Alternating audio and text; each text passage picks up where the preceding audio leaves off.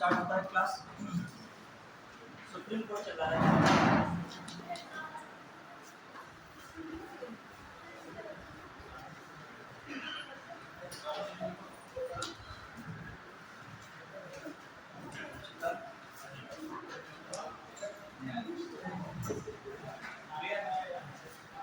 सभी लोग आ जाइए।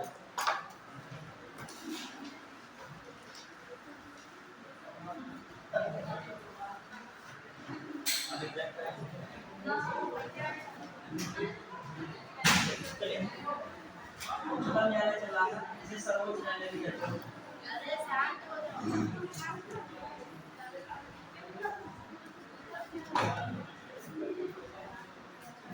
क्लियर? ध्यान दीजिएगा क्या मामला है। सर्वोच्च न्यायालय पे हम लोग टॉपिक को पढ़ रहे थे। क्लियर? सभी लोग बैठ जाइए आराम से। देखिए जहाँ पर हम लोग कल छोड़े थे वहीं से क्लास स्टार्ट कर रहे हैं। पहले तो कुछ बातें सर्वोच्च न्यायालय के संबंध में है, उसको हम लोग जानेंगे क्या क्या इंपॉर्टेंट बातें हैं। क्लियर? देखिए कल से हम कुछ रिलेटेड आप लोगों से क्वेश्चन पूछ रहे हैं, फिर आगे बढ़ते हैं। कल हम लोगों ने सर्वोच्च न्यायालय का बिल्कुल बेसिक से देखा था, हिस्टोरिकल बैकग्राउंड से देखा था, और फिर सर्वोच्च न्यायालय के बारे में ये भी बात कहा था कि जो एकल न्यायिक व्यवस्था है, सर्वोच्च न्यायालय में कौन सी व्यवस्था, एकल जो न्यायिक व्यवस्था है, कहाँ से ली गई है, कहाँ से ली गई, 1935 के अधिनियम से। क्लियर? ये भी बताया था कि सर्वोच्च न्यायालय की जो व्यवस्था एकल है तो ली गई है, लेकिन अपने वहाँ जो न्यायिक व्यवस्था है ज्यादातर उसके हिस्से कहाँ से लिए गए, किस देश से लिए गए, यूएस से लिए गए। कहाँ से लिए गए, यूएस से लिए गए। बेसिक बात है। फिर ये भी बताया था सर्वोच्च न्यायालय के गठन की बात जो की जाती है किस आर्टिकल पे की जा रही थी, 124 सर्वोच्च न्यायालय का गठन, सर्वोच्च न्यायालय का गठन इसमें कही जा रही है इसकी बात 124। कौन सा आर्टिकल है, 124। क्लियर? इसी 124 के तहत 26 जनवरी 1950 में सर्वोच्च न्यायालय की स्थापना, न्यायालय की स्थापना। लेकिन समझिएगा अभी स्थापना की बात करें, उद्घाटन कब हो रहा है, उद्घाटन के लिए कौन सा उद्घाटन कब हो रहा है, 28 जनवरी 1950। उद्घाटन में कौन सा तारीख है, 28 जनवरी 1950। क्लियर? जो कहा जाए सर्वोच्च न्यायालय की स्थापना आर्टिकल 124 के तहत कब की गई, 26 जनवरी 1950। लेकिन सर्वोच्च न्यायालय का उद्घाटन जो किया गया स्टार्टिंग हुई कब हुई, 28 जनवरी 1900 में। क्वेश्चन आया था पीसीएस में किस तारीख को की गई, तो 26 जनवरी को बच्चे लगा दिए, लगाना चाहिए था क्या, 28 जनवरी 1950। फिर आइए, फिर हम लोगों ने क्या देखा था सर्वोच्च न्यायालय के विषय में कि किस तरीके से सर्वोच्च न्यायालय की शक्तियों के बारे में चर्चा हो रही थी। आज जो हम लोग टॉपिक देखेंगे, अच्छा एक और चीज बताई थी, सर्वोच्च न्यायालय के न्यायाधीशों को हटाने की व्यवस्था या प्रक्रिया, वो भी कल देख लिए थे किस तरीके से। अब देखो कल की चीज को आपको रिकॉल करना है 1 मिनट, फिर हम आगे बढ़ेंगे। ठीक है, क्योंकि टॉपिक बहुत बड़ा है। ध्यान दीजिएगा, सर्वोच्च न्यायालय में न्यायाधीशों को हटाने की बात जो हो रही है, वहां कहीं कुछ ऐड भी करना पड़े तो कर लिया करो। किसमें हटाने की बात हुई है, किस आर्टिकल में, 124 का 4। ध्यान रखिएगा, देखो 124 आर्टिकल बहुत इंपॉर्टेंट है, इसके कई सारे क्लॉज हैं। एक है क्लॉज क्या, 124 और प्लस एक और आया था जजेस इंक्वायरी एक्ट, न्यायाधीश जांच अधिनियम, न्यायाधीश जांच अधिनियम, अधिनियम। क्लियर? अधिनियम, इसके तहत न्यायाधीशों को, सुप्रीम कोर्ट के न्यायाधीश को हटाने की बात हमने बताई थी, न्यायाधीश को हटाने की प्रक्रिया बताई थी, हटाने की प्रक्रिया। क्लियर? तो महाभियोग तो नहीं कहेंगे, लेकिन महाभियोग जैसी प्रक्रिया है। क्लियर? अब आइए, इसमें हमने कल आपको बता ही दिया था, अब हम इतना डिजाइन बनाने की जरूरत नहीं, बस ऐसे संक्षेप में बता दिएगा। ये इससे भी रिलेटेड क्वेश्चन पूछूंगा मैं आपसे, बताएं आप भी लोग बताओगे, क्वेश्चन नहीं निकालता हूं, इससे पूछ रहा हूं, आप लोग बताओगे कल हमने ये बताई थी पूरी प्रक्रिया। क्लियर? तो देखो मिल जाए तो पूछ लेता हूं, और नहीं मिले तो बात नहीं। बहुत अच्छा क्वेश्चन था। हाँ अब बताइएगा, क्वेश्चन आया है आईएएस में आया है, पहला सेंटेंस लिखा है, ध्यान दीजिएगा। न्यायाधीश जांच अधिनियम 1968 के अनुसार भारत के उच्चतम न्यायालय के किसी न्यायाधीश पर महाभियोग चलाने के प्रस्ताव को लोकसभा के अध्यक्ष द्वारा अस्वीकार नहीं किया जा सकता है। अब देखिए आईएएस में क्वेश्चन आया था जो 1 2 3 4 के फॉर्म में है, तो उसमें बताना 1 2 3 इस तरीके का। तो नंबर 1 पे सेंटेंस क्या लिखा है कि न्यायाधीश जांच अधिनियम 1968 के अनुसार भारत के उच्चतम न्यायालय के किसी न्यायाधीश पर महाभियोग चलाने वाले प्रस्ताव को अध्यक्ष द्वारा अस्वीकार नहीं किया सकता है। ये लाइन सही है गलत है? गलत है। क्यों गलत है? क्योंकि मैंने कहा था ये लोकसभा के अध्यक्ष पर निर्भर करेगा कि हटाने वाले प्रस्ताव को स्वीकार करे या ना करे। तो पहला सेंटेंस क्या कर देते, काट देते। फिर अगला वाला लिखा है देखिए, अब आप एलिमिनेशन मेथड का इस्तेमाल कर सकते हैं। जहां जहां 1 लिखा है जिस ऑप्शन में उसको क्या कर दीजिए, हटा दीजिए, एलिमिनेट कर दीजिए। बहुत हल्का क्वेश्चन हो गया इस लाइन से। अगला क्वेश्चन क्या, अगली लाइन लिखी थी, भारत का संविधान यह परिभाषित करता है लिखा है और ब्यौरे देता है कि क्या क्या भारत के उच्चतम न्यायालय के न्यायाधीशों की अक्षमता और सिद्ध कदाचार को गठित करते हैं। कुल मिला के कह रहा है जो न्यायाधीश को हटाने के लिए क्या मैंने बताया, कदाचार बताया था। आधार क्या होना चाहिए, कदाचार। उसको क्या संविधान में परिभाषित किया गया है? यदि परिभाषित किया गया होता तो मैं लिखता इस बात को। कई चीजें संविधान में परिभाषित नहीं की गई। जैसे मैंने उस दिन कहा राष्ट्रपति को हटाने के लिए क्या होना चाहिए, संविधान का उल्लंघन बताया गया, लेकिन संविधान के उल्लंघन को परिभाषित नहीं। तो यही बात यहाँ पे भी है। ये तो बताया गया है कि न्यायाधीश को हटाने के लिए क्या होना चाहिए, असमर्थता हो या क्या हो, कदाचार हो, सिद्ध कदाचार इसके आधार पर रहता है। लेकिन संविधान में इसको परिभाषित नहीं किया। इस सेंटेंस में क्या लिखा है, परिभाषित किया गया। तो ये भी क्या हो जाएगा, गलत है। क्लियर? अब तो क्वेश्चन एलिमिनेशन मेथड से तुरंत आप लगा सकते थे, क्योंकि आपको बचा ही नहीं था, ये भी ऑप्शन आप काट दे सामने।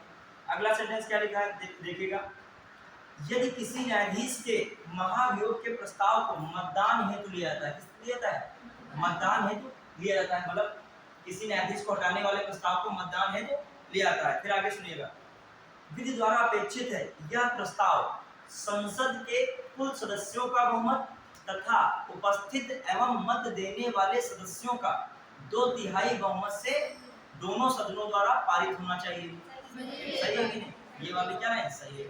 आप सेकंड वाली लाइन में कंफ्यूज भी थे, लेकिन एलिमिनेशन मेथड का इस्तेमाल करते तो तीसरा वाला ये ऑप्शन करके क्वेश्चन आईएएस का क्या करते थे, सही करते। अब बताइए मैं क्यों ये पढ़ा रहा था, समझ पाया कि नहीं? मतलब इस क्वेश्चन को बताने के पीछे मेरा रीजन यही था कि आपको जो पढ़ाता हूँ प्रयास रहता है एग्जाम ओरिएंटेड पढ़ाऊँ। क्या पढ़ाऊँ? क्योंकि आपको मुझे पीछेडी यहाँ नहीं करानी, लेकिन इतना जरूर करना है कि क्वेश्चन आए आईएएस में या पीसीएस में तो आप क्या कर सको, उसको सॉल्व कर सको। अब आप खुद ही देख रहे हो इस क्वेश्चन को आराम से आप कर सकते थे, एलिमिनेशन मेथड का यूज कर सकते हैं और थोड़ा सा दिमाग लगा। क्लियर? अब देखिए जब क्वेश्चन हार्ड आएगा, ये देखिए क्वेश्चन जब आएगा सबके बस की बात नहीं है, इसको हर कोई नहीं कर पाएगा एग्जाम हॉल में। ऐसे सारे क्वेश्चन नहीं, घबराने की बात नहीं, ऐसे सारे क्वेश्चन नहीं आते हैं। लेकिन क्वालिटी में 20 क्वेश्चन आए, 18 आए, तो कम से कम उसमें 5-6 क्वेश्चन इस कैटेगरी में रखे आते हैं, जिसमें थोड़ा सा वही बच्चा कर पाए जो कायदे से पढ़ता हो। ठीक है? अब आइए, ये सब हो गया है। अब जो हम लोग नया टॉपिक इसी में पढ़ रहे हैं, नया टॉपिक है, इसी में जो नया पार्ट है देखते हैं, उच्चतम न्यायालय की स्वतंत्रता। उच्चतम न्यायालय की स्वतंत्रता, ठीक है, उच्चतम न्यायालय की स्वतंत्रता, इसके बारे में हम देखेंगे क्या क्या इंपॉर्टेंट पॉइंट है। उच्चतम न्यायालय की स्वतंत्रता, अच्छा इस स्वतंत्रता के टॉपिक्स को भी पढ़ेंगे, लेकिन इससे पहले कुछ और चीजें देख लेते हैं, फिर आप स्वतंत्रता को पढ़िएगा। 1-2 पॉइंट्स और हैं पूछे जाते हैं एग्जाम में, उनको पहले देख लेते हैं। ठीक है? अब ये जो टॉपिक हो जाएगा, सुप्रीम कोर्ट पूरा हो जाएगा, इस पे बहुत क्वेश्चन आए हैं पीसीएस में, 90 या 100 के आसपास, 100 से भी प्लस मैंने क्वेश्चन देखा था प्रीवियस ईयर में। मतलब मैं अंदाजा लगा लेता हूँ कौन टॉपिक आयोग की दृष्टि में क्या है, इंपॉर्टेंट है। ये किससे अंदाजा लगता है, हर कोई लगा सकता है, तो हम ही थोड़ी। जब आप क्वेश्चन सॉल्व करोगे, इसकी संख्या ज्यादा रहती है, इसका मतलब वो टॉपिक आयोग का क्या है, फेवरेट है। तो उच्च न्यायालय से इतना क्वेश्चन नहीं किससे भरा पड़ा है, उच्चतम न्यायालय से भरा पड़ा है। हर जो मैंने पॉइंट्स बताए, हर जगह से एक क्वेश्चन, मतलब 1, 5, 6 ऐसे मिलेंगे। हर एक पॉइंट मैंने छोड़ दिया, मतलब उससे भी प्रीवियस ईयर में क्वेश्चन आया हुआ है, कभी मैं कोई पॉइंट छोड़ना नहीं चाह रहा हूँ, हर जगह से क्वेश्चन बन रहा है इसमें। अब देखिए उच्चतम न्यायालय से क्यों क्वेश्चन आता है, क्योंकि आप जब संघ की कार्यपालिका पढ़ सकते हो, इतना बड़ा टॉपिक, संघ की विधायिका पढ़ सकते हो, इतना बड़ा टॉपिक, तो संघ की जो आपका पूरा न्यायपालिका, संघ की नहीं कह सकते, पूरी न्यायपालिका को भी तो पढ़ना पड़ेगा। तो तीनों तो स्तंभ है लोकतंत्र में, कार्यपालिका, न्यायपालिका और क्या है, विधायिका। तो उसमें जब दो को हम पढ़ रहे हैं, कार्यपालिका विधायिका, तो न्यायपालिका तो एग्जामिनर पूछेगा ही पूछेगा, कि कुछ तो न्यायपालिका से पूछेगा, कोई क्वेश्चन आएगा, वरना ये छूट नहीं सा जाएगा पॉलिटी में। अब पूछेगा तो पूछने का कौन एक जरिया है, तो सुप्रीम कोर्ट मेन कौन है, सुप्रीम कोर्ट सबको हेड कर रहा है। फिर उसके बाद कौन है, हाई कोर्ट है, और फिर डिस्ट्रिक्ट कोर्ट बहुत सामान्य पूछ लेता है। अब सुप्रीम कोर्ट और हाई कोर्ट में जनहित याचिका इत्यादि है, उनको बढ़ा देंगे। तो न्यायपालिका देखा जाए कम मेहनत में ज्यादा आउटपुट है, लेकिन बस थोड़ा हार्ड है। न्यायपालिका मेहनत कम है, लेकिन थोड़ा सा समझना क्या है, बारीक है ज्यादा नहीं। अब सुप्रीम कोर्ट बताइए आज या इसकी सेकंड वाली क्लास तक खत्म हो जाएगा। अब बताओ विधायिका में कितना बड़ा टॉपिक था, उस हिसाब से सुप्रीम कोर्ट नहीं है, लेकिन इसको पढ़ना पड़ेगा, ये इम्पोर्टेंट है। अब देखिए क्या है, जैसे इसमें हमने बताया था कि मुख्य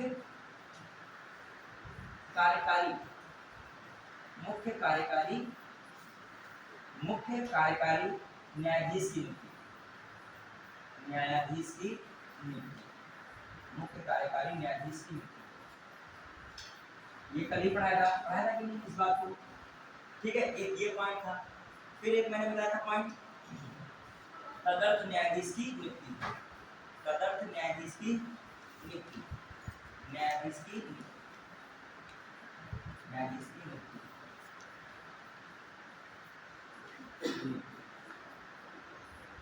ठीक है। फिर एक और इम्पोर्टेंट बात है यहाँ पे, सेवानिवृत्त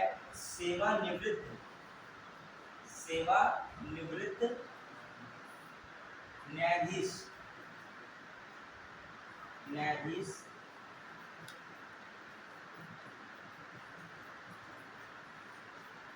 को कार्य पर बुलाना, या सेवानिवृत्त न्यायाधीश की नियुक्ति,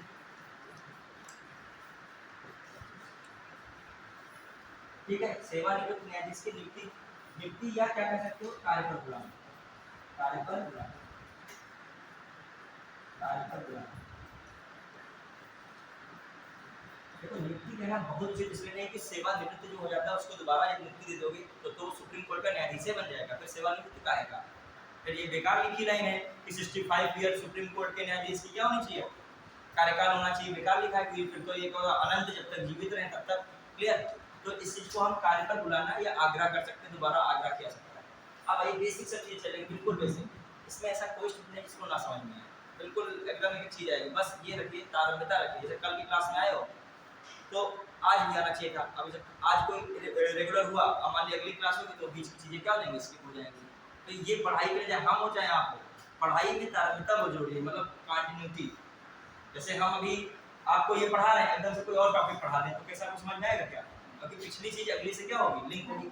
अब आइए ध्यान दीजिएगा, सबसे पहले ये बात, अभी एमपीपीसीएस का मैं 2020 के क्वेश्चन देख रहा था, उसमें बहुत बढ़िया क्वेश्चन था, सुप्रीम कोर्ट में किस प्रकार के न्यायाधीशों की नियुक्ति होती है, किस प्रकार के न्यायाधीशों की नियुक्ति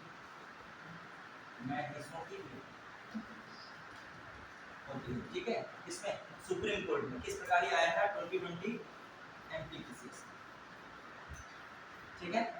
फिर आज एक और बात जो पीसीएस ध्यान आया मेरे को, देखिए बीपीएससी आने वाला है, ठीक है। यदि आप हमारे साथ तैयारी कर ही रहे हो यहाँ पर तो आप सभी लोग बीपीएससी फॉर्म डालिएगा, आज या इस वीक में आ जाएगा। जो चाहो, पदाधिकारी नहीं है, यदि चाहो तो डाल सकते हो। कि लगभग बताया जा रहा है 2000 के आसपास क्या रही पोस्ट आ रही है। बिहार के इतिहास में क्या, हमें तो लग रहा है किसी भी राज्य लोक सेवा के इतिहास में 2000 पोस्ट नहीं अभी तक आई होंगी।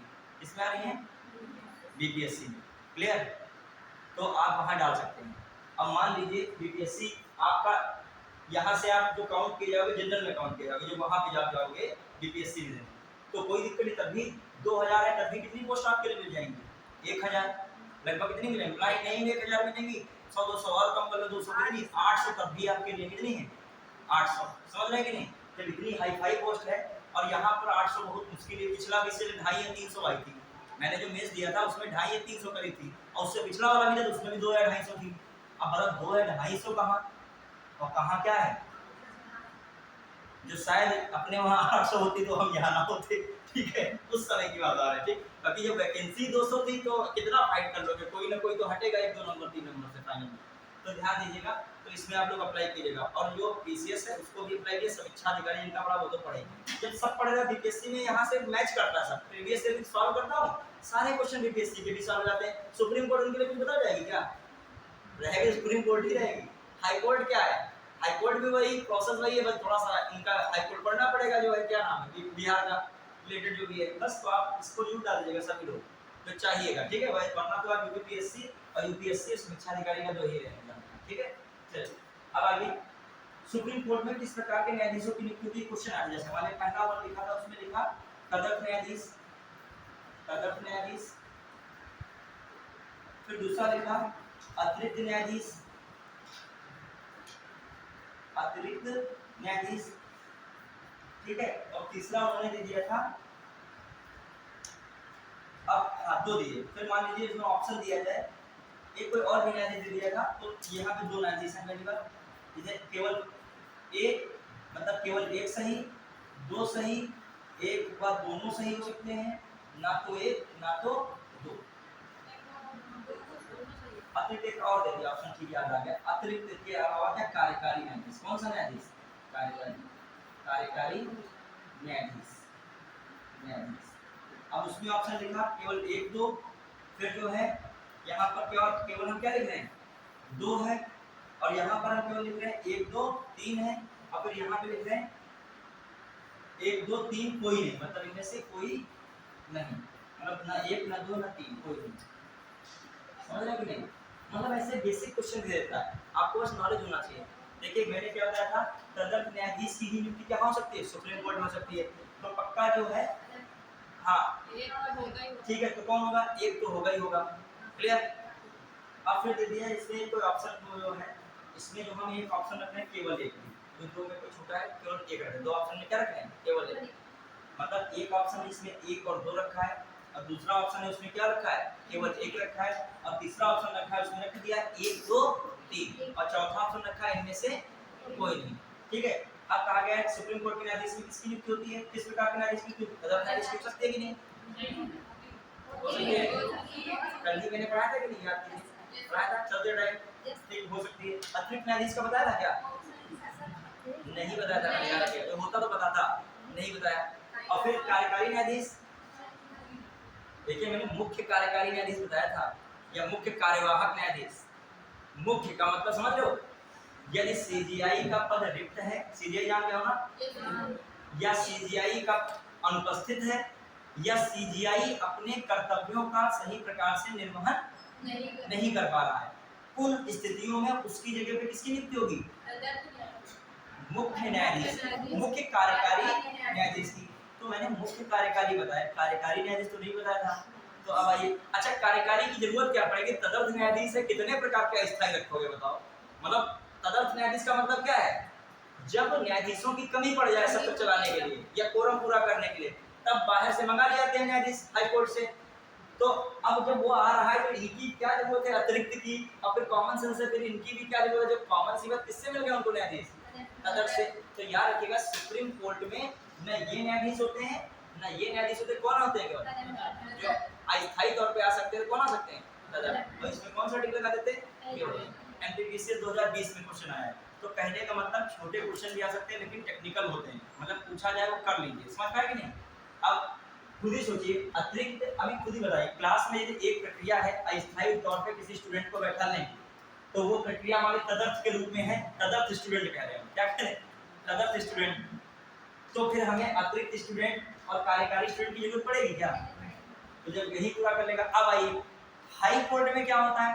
तदर्थ न्यायाधीश की कोई व्यवस्था नहीं है, तो वहां पर न्यायाधीशों की कमी होती है तो किसको रखा जाता है? अतिरिक्त। और कौन आ सकते हैं? कार्यकारी। तो याद रखें, क्वेश्चन घुमा दें कि हाई कोर्ट में कौन न्यायाधीश हो सकते हैं? ये नहीं होंगे, कौन हो सकते हैं? अतिरिक्त हो सकते हैं, और कौन? कार्यकारी। बात खत्म, क्लियर? बढ़िया। तो इन तरीके से क्वेश्चन को दिमाग में रखने का प्रयास कीजिए। यदि हमने कार्यकारी में कोई मुख्य कार्यकारी बोला है तो अब यहाँ हमने कार्यकारी दिमाग ना लगाइएगा, कंफ्यूज हो जाओगे। हमने क्या बोला? अतिरिक्त और कार्यकारी में क्या डिफरेंस है?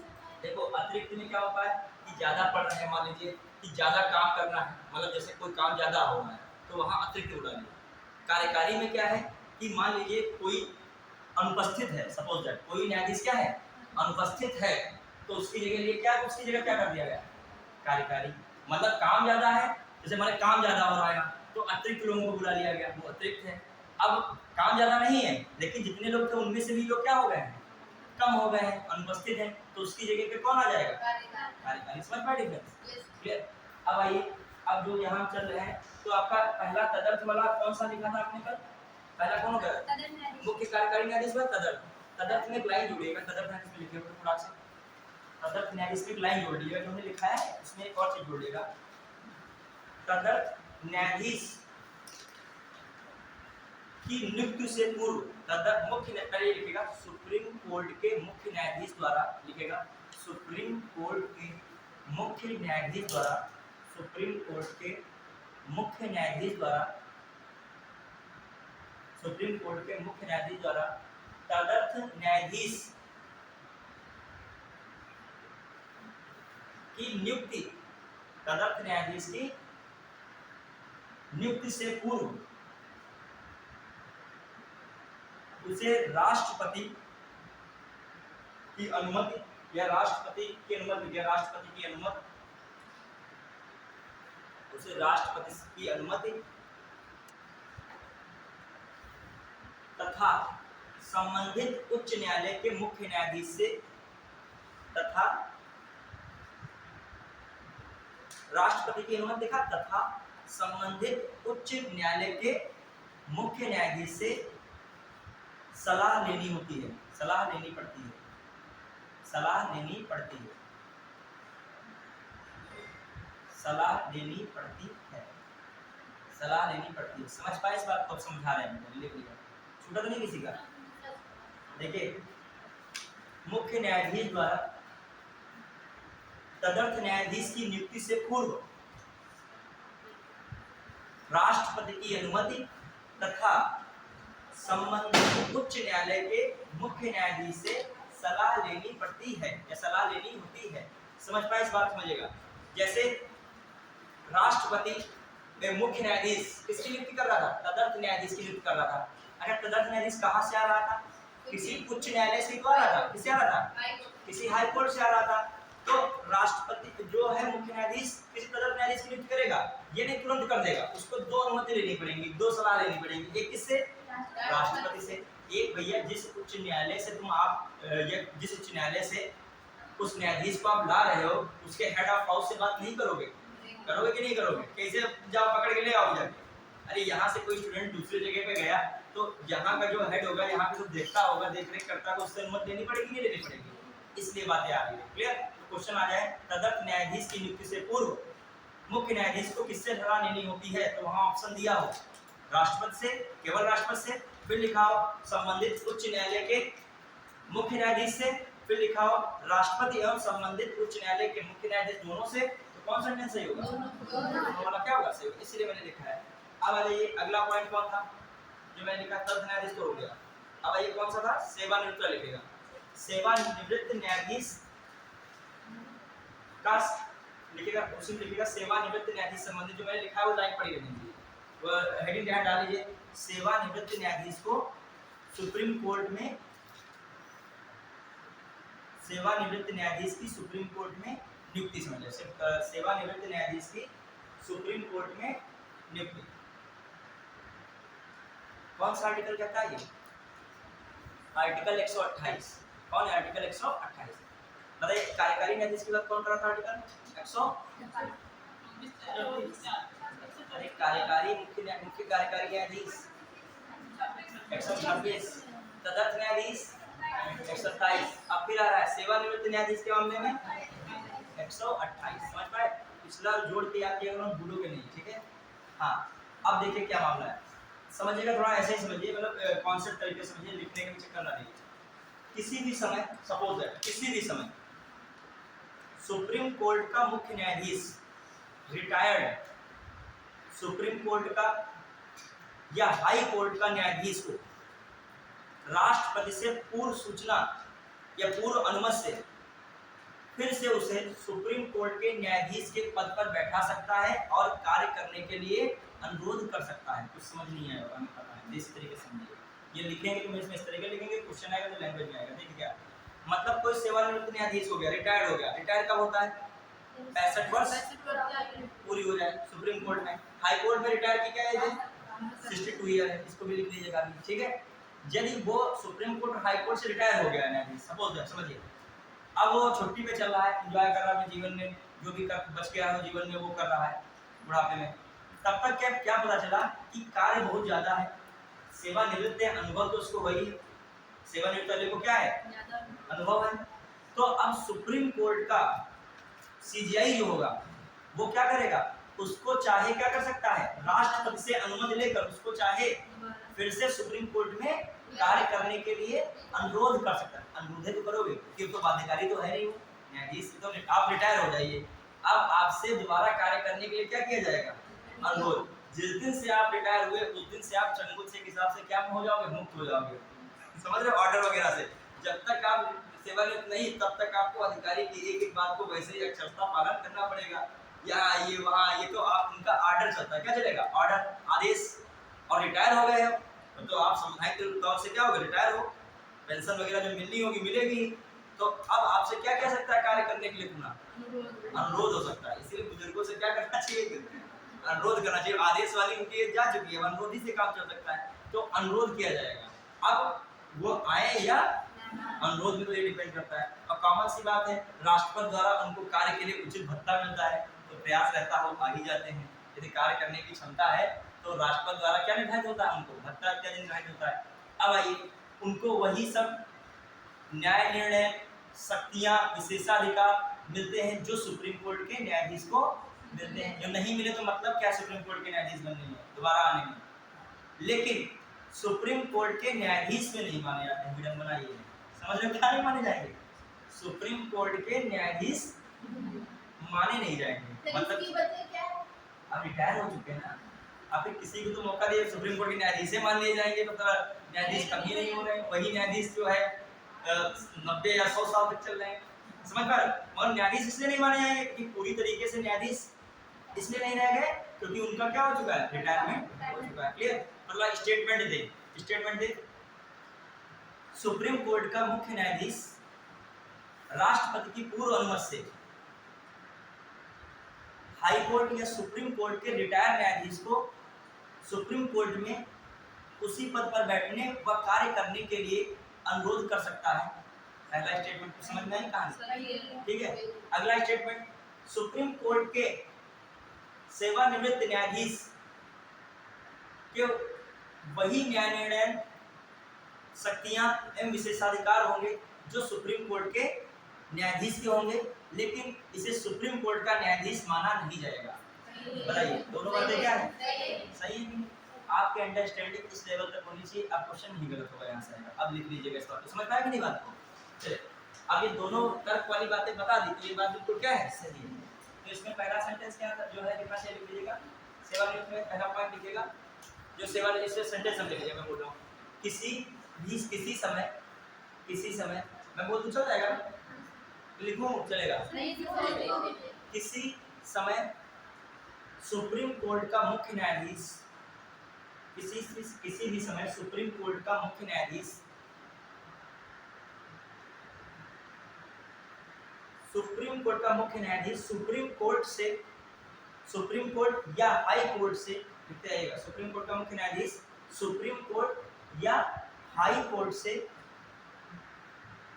सेवानिवृत्त न्यायाधीश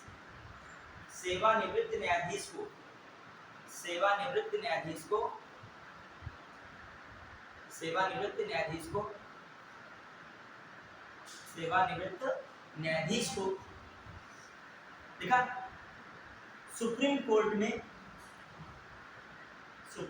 में न्यायाधीश के पद पर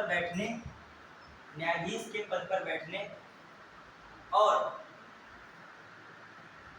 कार्य करने के लिए अनुरोध कर सकता है।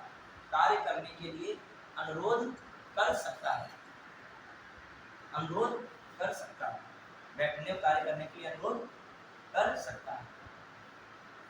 क्लियर? इस निर्णय के लिए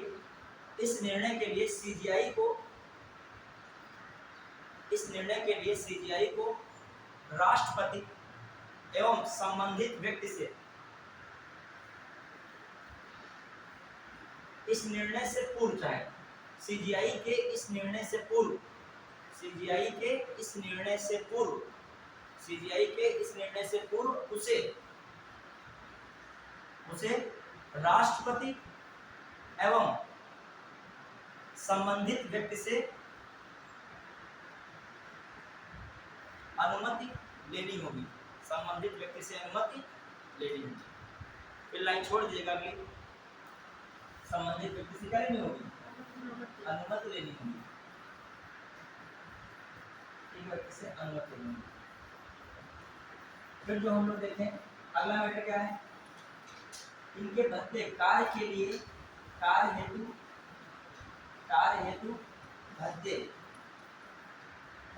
भत्ते राष्ट्रपति द्वारा निर्धारित होंगे। राष्ट्रपति द्वारा निर्धारित होंगे। राष्ट्रपति द्वारा निर्धारित होंगे। ठीक है। फिर देखिएगा इस न्यायाधीश या इन न्यायाधीश या सेवानिवृत्त न्यायाधीश की न्याय निर्णय शक्ति तथा विशेषाधिकार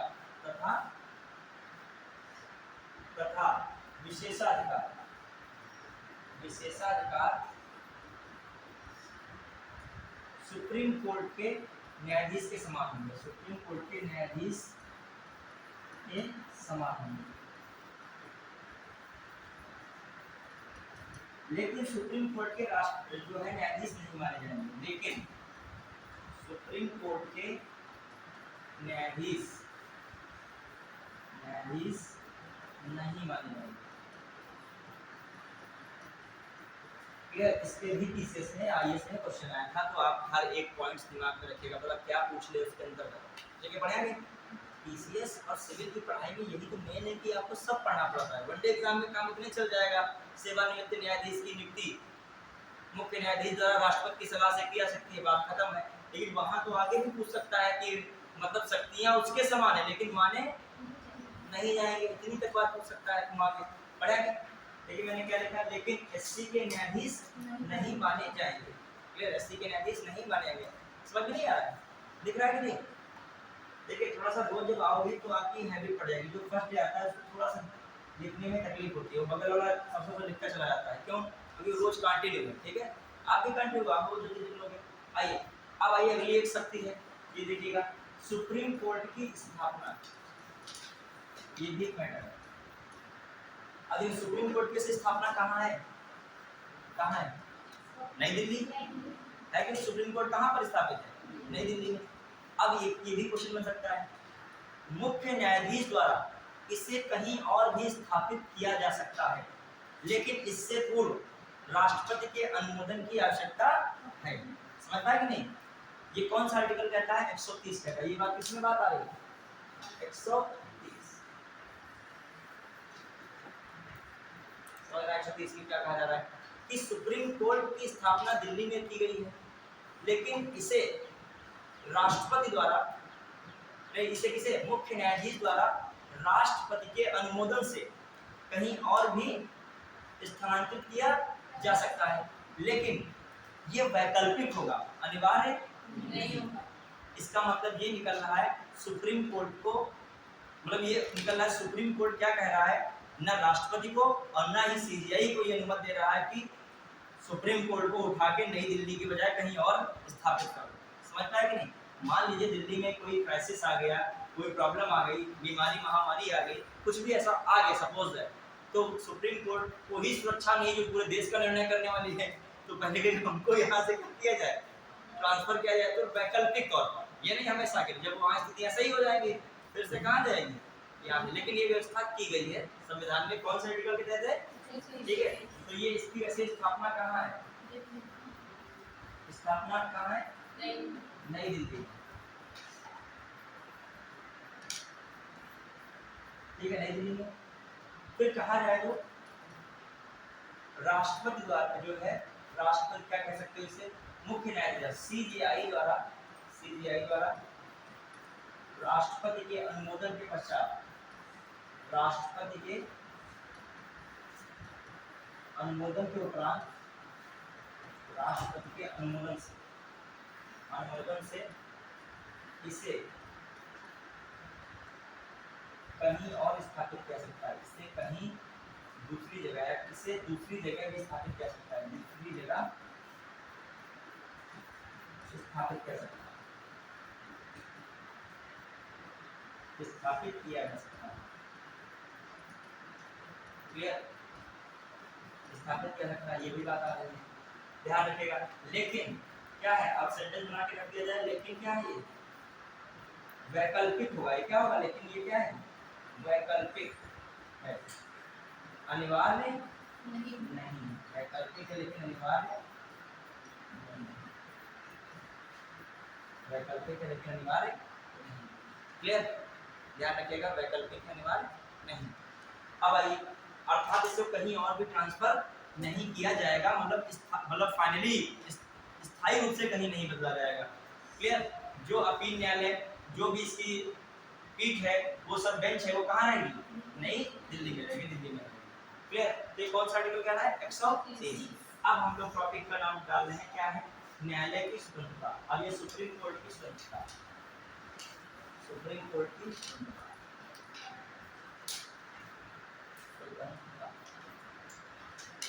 ठीक है, अब देखते हैं। देखो, क्लास लगातार बने रहिएगा, क्योंकि मान लीजिए जो हिस्सा पहले कवर हो जाएगा, उस सब्जेक्ट से आपको क्या मिल जाएगी, थोड़ा सा मुक्ति मिल जाएगी। फिर जब कभी रिवीजन होगा तो उसका होगा। जो सब्जेक्ट पहले कवर हो रहा है, मान लीजिए कवर कर लीजिए, जो चीज़ कवर हो रही है, अब हमारे 2 घंटे का लगा, इधर 2 बैच लग रहा है, तो क्या 3 घंटे की क्लास हो गई। तो 3 घंटे क्लास में इधर जितना भी सिलेबस है मेन पॉलिटी का, हम कवर किए जा रहे हैं। तो सब अब सोचिए न्यायपालिका पे आ गए। कुछ लोगों ने भी प्लान नहीं बनाया होगा, सब कैसे पॉलिटी पढ़ी जाए, तुम कहाँ पे पहुँच गए हो। और वो भी ऐसे नहीं बहुत जल्दी जल्दी पढ़े, हर एक चीज़ को बहुत कायदे से पढ़ा गया है। ठीक है, ये नहीं है हड़बड़ जल्दी हो गया। एक एक चीज़, एक एक नोट्स, जो कोई बच्चा रेगुलर रहा होगा उसके बहुत अच्छे नोट्स बने होंगे। कॉपी वगैरह मांगेगा जो नहीं आ पाए होंगे, देखिए कितना ठीक ठाक बना होगा। क्लियर? अभी पॉलिटी फिनिश हो जाएगा, मान लीजिए आगे चल के क्लासेस हो जाएंगी फिनिश। अब कोई और सब्जेक्ट आ रहा तो उसको अच्छे से कवर करिए, पर जब ये सब्जेक्ट है उसकी टेंशन, जब वो चले तो इसकी टेंशन। तो ये टेंशन में ही रहेगा मामला। एग्जाम मान में वहाँ बोला तुम तरस रहोगे, 2 क्वेश्चन क्रॉस पॉलिटी के यहाँ पे सही हो जाए तो कटा बन जाए, ये भी ना बन पाए। क्या कह रहे हो, क्या कह रहे हैं, क्या कहाँ पे काश लग जाएगा जिंदगी में। काश हम उस समय ये पॉलिटी पढ़ लेते कि 60 क्वेश्चन जो होते तो उसमें से 17-18 इसी से आए थे, तो 15-16 हो जाते। काश लग जाएगा। ठीक है, जो सब्जेक्ट पढ़ोगे उसमें टेंशन रहेगी, बाद में काश से तो लगेगा। ये काश जो है मोटिवेशन भी देता है, ऐसा नहीं है जैसे एक बार तुम्हारा काश लग गया, काश थोड़ा और मेहनत कर लेते, लेकिन फिर वहीं पे आ गए हो। जब वो निकल गया समय, टेंशन उस समय जब एग्जाम हॉल में बैठे थे तब सोच रहे थे, पढ़ने वाला लड़का था वो तुम तर्क वितर्क अपना दिमाग लगा के आंसर कर रहा था, तब तुम सोच रहे थे काश पढ़ लेते, इसकी जैसे हम भी होते। ठीक है, जब होने के बाद पर। लेकिन फिर जब जैसे घर आए, जहाँ 2 घंटा पढ़ा, रील देखने लगे, फिर वही काश तुम्हारा क्या हो गया। फिर अगली बार वही आएगा एग्जाम हॉल में जब पहुंचोगे, काश फिर पढ़ लेते। ऐसे तुम्हारे 40-45 साल गुजर जाएंगे तो काश ही रह जाएगा। ठीक है, आइए तो यहाँ पर इस सुप्रीम कोर्ट की स्वतंत्रता। अब देखिए क्या क्या पॉइंट्स स्वतंत्रता में। पहली बात कहा जाए, मूल अधिकारों का रक्षक है कि नहीं, मूल अधिकारों का रक्षक।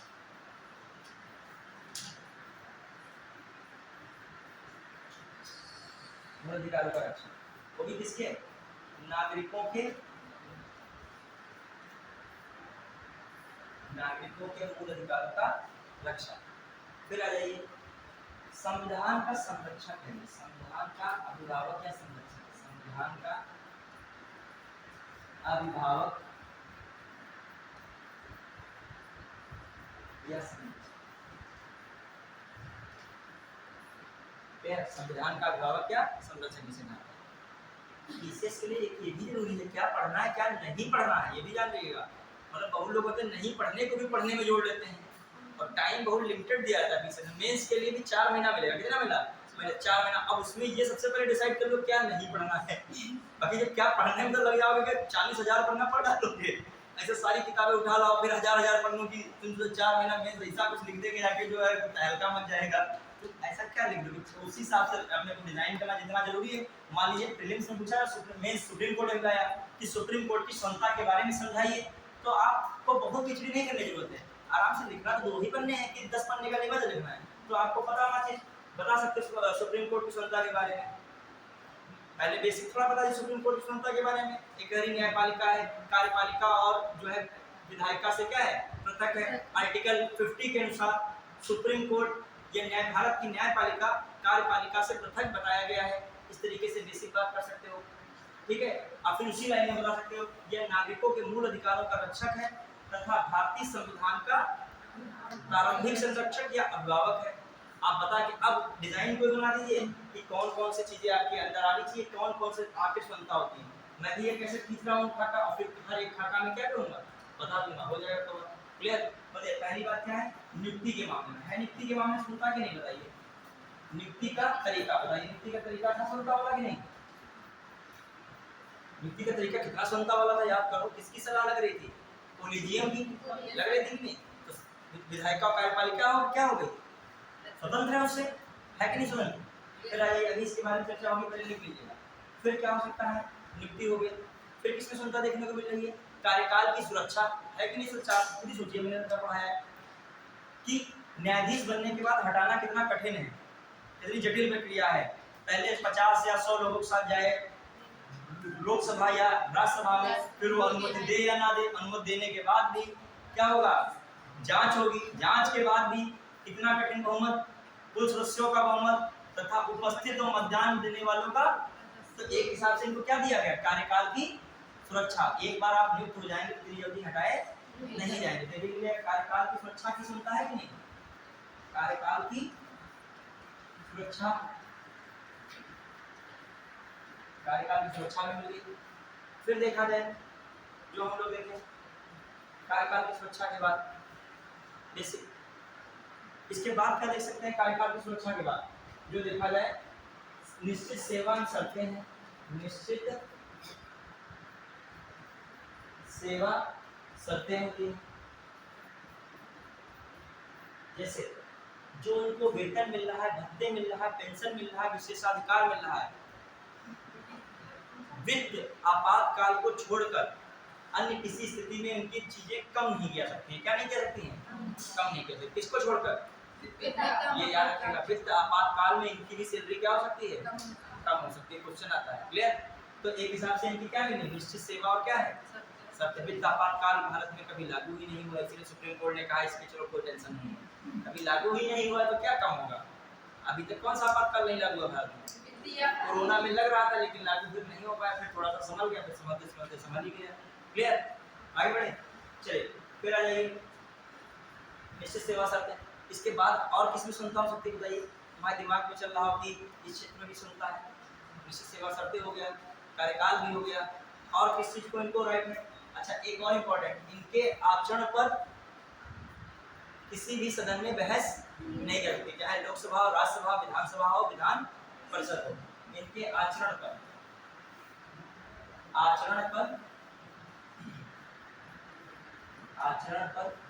बहस की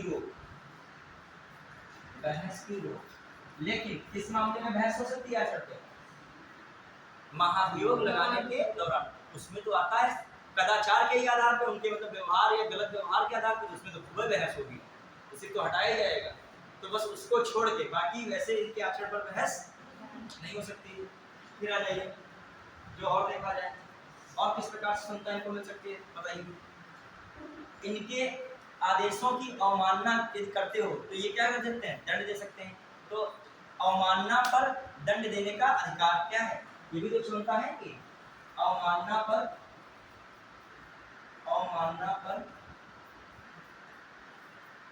दंड का अधिकार, दंड देने का अधिकार।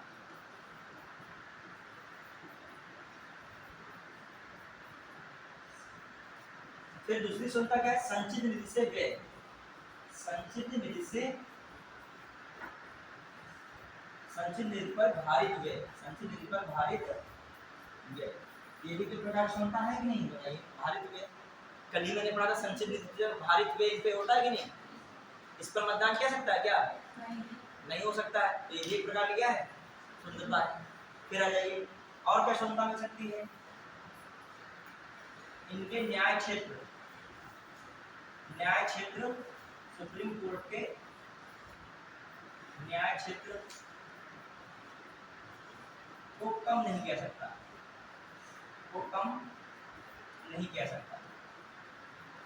कह सकता। तो न्याय क्षेत्र का विस्तार तो हो सकता है, आर्टिकल 138 के तहत संसद कर सकती है, लेकिन इनके कम नहीं कर सकती है। क्लियर? तो इनका न्याय क्षेत्र क्या कह सकता है? कम नहीं कह सकता है। किसका? सुप्रीम कोर्ट की बात में। तो इस प्रकार के क्या है? स्वतंत्रताएं हैं। अब आ जाइए, पहली वाली लिखेगा जल नियुक्ति का तरीका है, उसमें एक लाइन जो लिखिएगा, इसमें जल नियुक्ति का तरीका है, उसमें क्या लिख सकते हो आप? लिखिए फटाक से एक दो बात क्या हो सकता है नियुक्ति तरीके में, ध्यान दीजिएगा। कल ही बताया था, लिख लीजिए एक लाइन फिर से नियुक्ति के तरीके में एक लाइन लिखेगा। मुख्य जो है मुख्य न्यायाधीश, पहले लिखिए सुप्रीम कोर्ट के न्यायाधीशों की नियुक्ति, सुप्रीम कोर्ट के न्यायाधीशों की नियुक्ति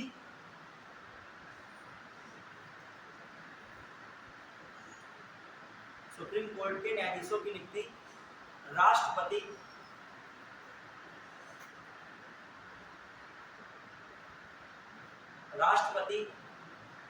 कोलिजियम की सलाह पर करता है, कोलिजियम की सलाह पर करता है। अब कोलिजियम को लिखिएगा, समूहन या मंडल कहते हो। कोलिजियम के आगे लिखेगा, कोलिजियम लिखेगा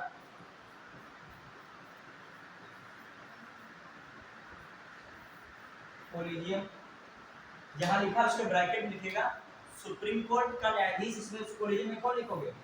सीजेआई तथा 4 सुप्रीम कोर्ट के, सुप्रीम कोर्ट के 4 वरिष्ठ न्यायाधीश। 4 कौन से कैसे न्यायाधीश? वरिष्ठ न्यायाधीश, 4 वरिष्ठ न्यायाधीश। क्लियर? ठीक, सीजीआई देखिए ध्यान से, सीजीआई तथा सुप्रीम कोर्ट के 4 वरिष्ठ न्यायाधीश। समझ पाए कि नहीं? और ये क्या है? इसका अध्यक्ष है। सीजीआई क्या है? इसका, इस कोलिजियम का क्या है? अध्यक्ष है। तो समझ गए बात वही। या इस सेंटेंस को क्या कोलिजियम लिखा, वहां पे ये भी लिख सकते हैं मुख्य न्यायाधीश की सलाह पर। और मुख्य न्यायाधीश की सलाह का मतलब 4 और वरिष्ठ न्यायाधीश की सलाह। ये भी क्वेश्चन आया है कि कोलिजियम की शुरुआत कब से हुई, किस जजमेंट केस से हुई?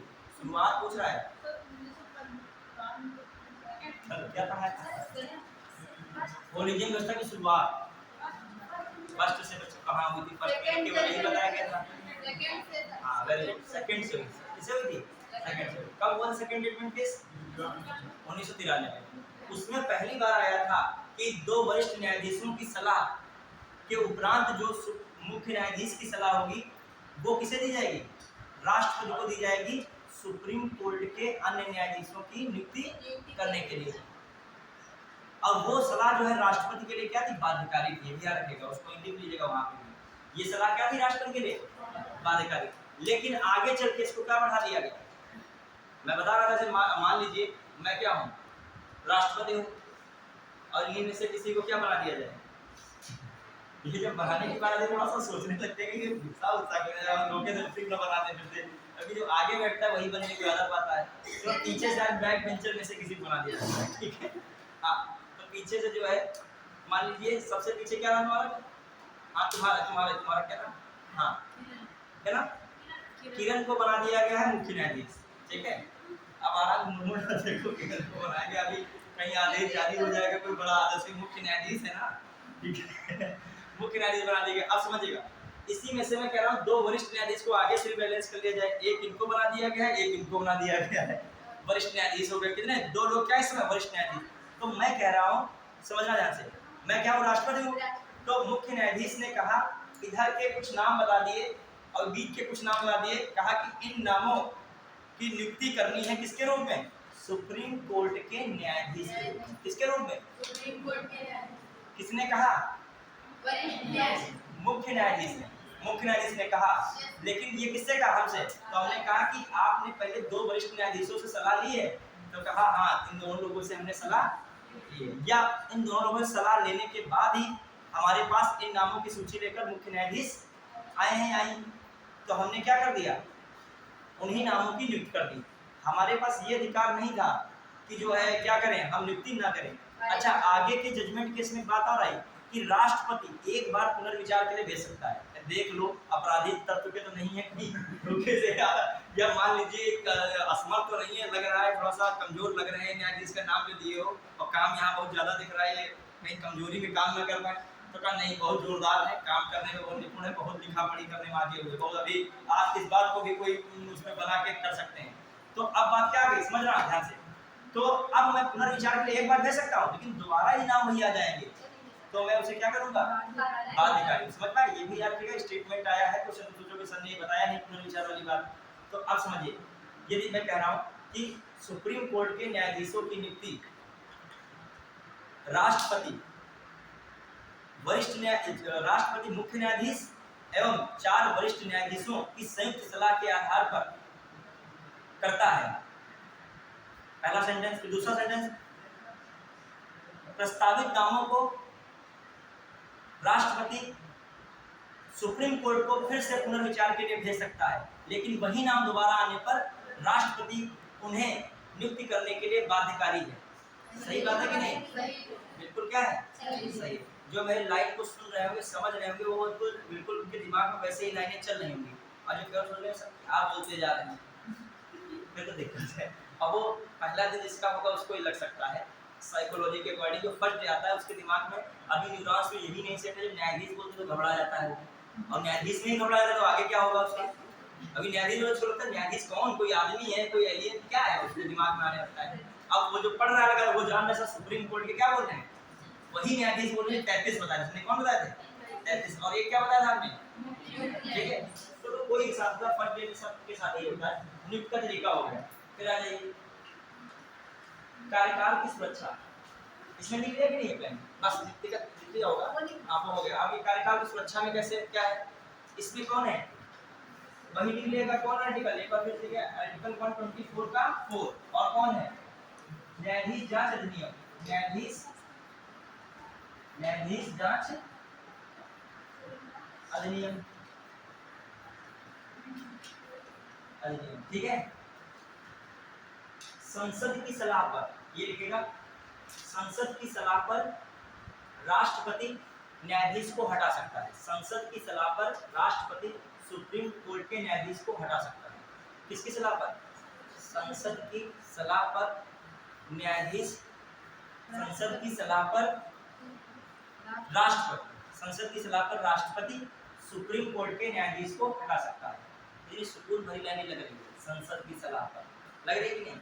और संसद की सलाह तो कल समझे थे कितनी सुकून भरी थी, संसद की सलाह वही जा रही थी पूरी प्रोसेस, समझ गए ना मन में। हमने इसको संक्षेप में लिखा दिया, संसद की सलाह समझ पाए कि नहीं। कितना क्या पता था, ये और संसद की सलाह कब हुई थी, जब फाइनली क्या हो गया था, पारित हो गया था, उसे क्या कहा जाता है, संसद की सलाह। समझ पाए कि नहीं। तो हमने एक लाइन में लिखा था, संसद की सलाह पर कौन हटा सकता है, राष्ट्रपति सुप्रीम कोर्ट के न्यायाधीश को हटा सकता है। ये भी लाइन क्या है, सही है, गड़बड़ नहीं है। बस संसद की सलाह में वो प्रोसीजर अलग था। क्या क्या प्रोसीजर था, वही वाला, एक लोकसभा या राज्यसभा वाला, और फिर उपस्थित बहुमत, कुल का बहुमत, उपस्थित एवं मत देने वालों का 2/3 बहुमत, वो वाला पूरा प्रोसीजर अलग है, ठीक है। एक बार क्वेश्चन आया है कि राष्ट्रपति सुप्रीम कोर्ट को हटा, सुप्रीम कोर्ट के न्यायाधीशों को हटा सकता है, फिर ऑप्शन था ये इनकी सलाह पर, फलाना ढाका की सलाह पर, उसमें लिखा था संसद की सलाह पर, सीधे सीधे किसको टिक मार देते हैं। फिर आ जाइए, अब अच्छा कार्यकाल की सुरक्षा है कि नहीं, उसी में लिख लिएगा, कार्यकाल भी लिख लिएगा। सुप्रीम कोर्ट के न्यायाधीश का कार्यकाल 65 वर्ष तक, सुप्रीम कोर्ट का न्यायाधीश का कार्यकाल 65 वर्ष तक, सुप्रीम कोर्ट के न्यायाधीश का कार्यकाल कितना है, 65 वर्ष। क्लियर, ध्यान रखिएगा। इसके बाद जो है क्या हो जाएगा, सेवानिवृत्त हो जाएगा। क्लियर। फिर आ जाइए, ध्यान रखिए, निश्चित सेवांत शर्तें, तो याद रखिए, इसको भी लिखिए, सुप्रीम कोर्ट के न्यायाधीशों के वेतन, भत्ते, पेंशन, विशेषाधिकार, सुप्रीम कोर्ट के न्यायाधीशों के वेतन, भत्ते, पेंशन, विशेषाधिकार संसद द्वारा निर्धारित है, संसद द्वारा निर्धारित है। वेतन, भत्ते, पेंशन, विशेषाधिकार संसद द्वारा निर्धारित है। प्रतिकूल स्थिति के सिवाय इन्हें कम नहीं किया सकता। प्रतिकूल स्थिति के सिवाय इन्हें कम नहीं किया सकता। प्रतिकूल स्थिति के सिवाय इन्हें कम नहीं किया सकता। प्रतिकूल स्थिति में वही लिख लीजिएगा ब्रैकेट में, वित्तीय आपातकाल। प्रतिकूल स्थिति में कौन आ जाएगा? वित्तीय आपातकाल। वित्तीय आपातकाल क्लियर। प्रतिकूल स्थिति में क्या आएगा? वित्तीय आपातकाल। पढ़ाई करते रहिएगा, कहीं ऐसा ना हो दो मित्र लोग हो, पढ़ाई बराबर स्टार्ट किए थे, एक मित्र ने पूरी पॉलिटी, अभी बता रहा हूँ, पूरी पॉलिटी को क्या कर दिया? समाप्त कर दिया बिल्कुल विधिवत ढंग से, और तुम वहां के वहीं पर रह गए। स्थिति बड़ी खराब होती है। यहाँ पूछिए क्या समझ लो। प्रतिकूल स्थिति में ब्रैकेट लिखेगा वित्त आपातकाल। क्या लिखेगा? वित्त आपातकाल। और बात समझे तो नहीं हुए हो? ये हमारे दो मित्र लोग आए पढ़ने के लिए, स्टार्ट किए, घर से भेजेगा भैया तैयारी करो। एक मित्र ने क्या किया? वो क्लास कंटिन्यू रखा, नोट्स बनाया, कंटिन्यू पढ़ता रहा, समय पता ही नहीं चलता है कब 40-50 दिन गुजर गए, 60 दिन। उसने पूरा संविधान खत्म कर दिया। तुम यूट्यूब पे देख रहे हो वन लाइनर में वो पिछड़ी कर डाला है मेरे अंदर, सब ये बातें वो बातें तर्क वितर्क सब बना। आइए अगला देखेगा कौन सा पॉइंट इसमें है? निश्चित सेवा का आचरण पर। अब इस पे आइए, आचरण पर बहस की रोक। देखिए, महाभियोग प्रक्रिया को छोड़कर, लिखे बच्चों फटाक से, महाभियोग प्रक्रिया को छोड़कर, महाभियोग प्रक्रिया को छोड़कर, महाभियोग प्रक्रिया को छोड़कर, महाभियोग प्रक्रिया को छोड़कर किसी भी सदन में, किसी भी सदन में सुप्रीम कोर्ट के न्यायाधीशों के आचरण पर बहस नहीं हो सकती।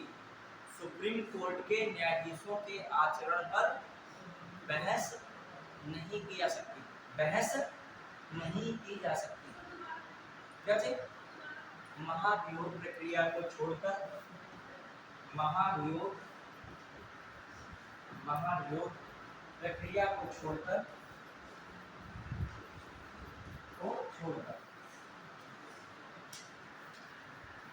किसी भी सदन में, किसी भी सदन में, किसी भी सदन में इनके आचरण पर बहस नहीं की जा सकती। इनके आचरण पर बहस नहीं हो सकती, नहीं हो सकती।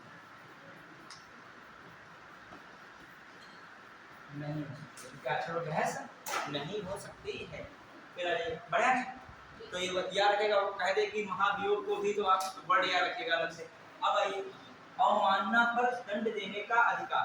देखिएगा, सुप्रीम कोर्ट के आदेश निर्णयों की आलोचना, सुप्रीम कोर्ट के आदेश निर्णयों, आदेश अथवा निर्णयों की आलोचना करने पर, सुप्रीम कोर्ट के आदेश निर्णयों की आलोचना करने पर,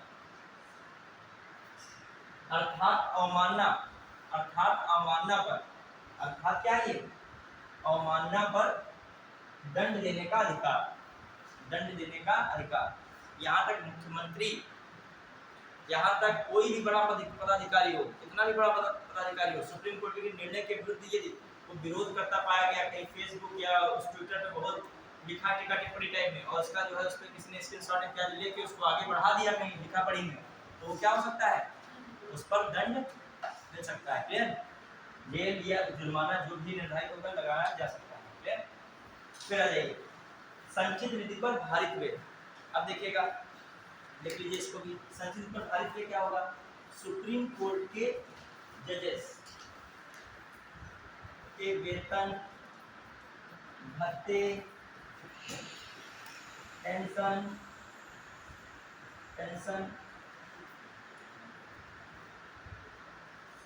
अन्य व्यय तथा प्रशासनिक व्यय,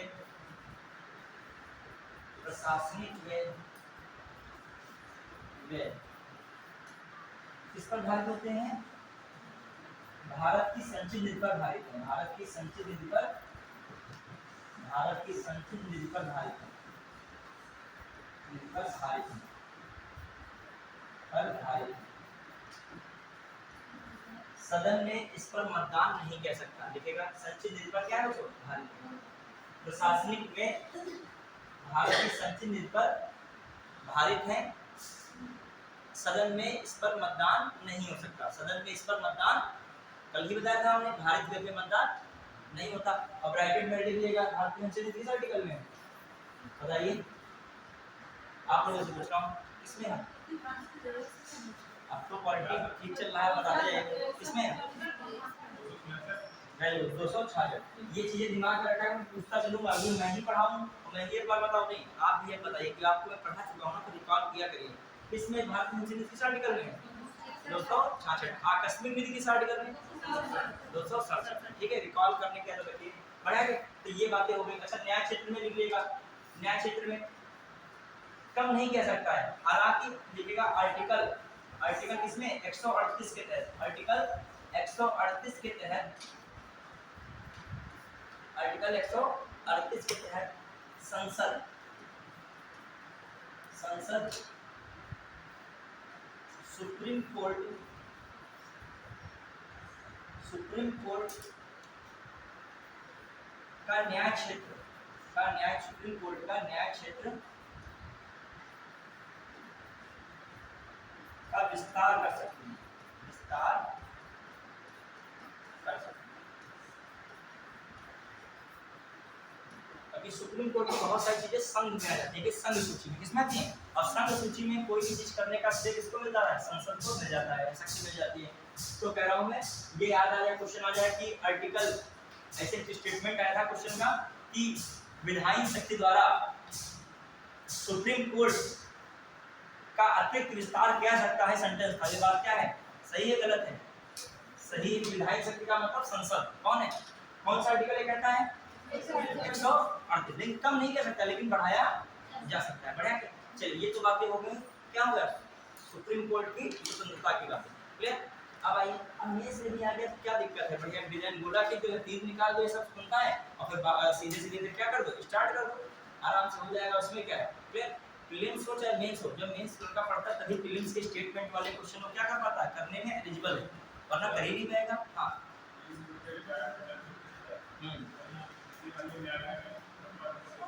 हाँ, एक ये भी लिख लेगा, लिख ले, ये भी लिख लेगा, सेवानिवृत्त लिखे, स्वतंत्रता में लिख लीजिएगा, लिखो इसको, लाइन में पूरा समझा रहे हैं। कोई भी चीज ऐसी जो सब्जेक्ट रिलेटेड पूछोगे जो एग्जाम में आता है तो हमें बताने में कोई कष्ट नहीं, इररिलेवेंट पूछोगे उसमें आपका टाइम जाता है, हमको बताने में कष्ट होता है। अभी टाइम जा रहा है तो मतलब नहीं, अभी आपको फ्रूटफुल पढ़ाई करनी है, फ्रूटलेस नहीं करनी है। पढ़ाई भी दो होती है ना, एक फ्रूटफुल होगी, क्वेश्चन आए, सिलेक्शन चांसेस बने, एक है कि बस पढ़ते जा रहे हैं।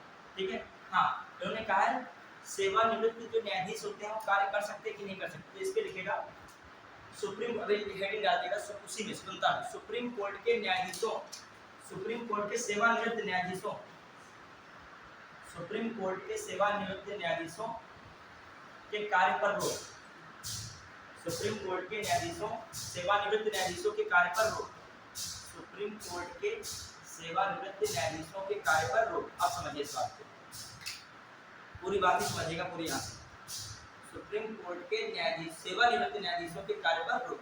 अब देखिए क्या है, जो सुप्रीम कोर्ट का न्यायाधीश होगा, समझना ध्यान से, क्योंकि वो ऑलरेडी बहुत बड़े पद पर जा चुका है, तो क्या वो अन्य न्यायालय में वकील बन पाएगा?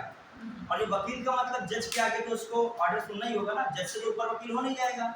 और हाई कोर्ट का न्यायाधीश तब खुन्नस दिखाया रहे तुम तो सुप्रीम कोर्ट में न्यायाधीश, तब तो बड़ी बातें आ रही थी, आप तुम क्या हमारे नीचे वकील हो। लेकिन इसीलिए सुप्रीम कोर्ट ने कहा हम अपनी गरिमा अपने आप बना के रखेंगे, जो हमारे वहां से सेवानिवृत्त न्यायाधीश होगा वो किसी भी कोर्ट, हाई कोर्ट में वकालत नहीं करेगा।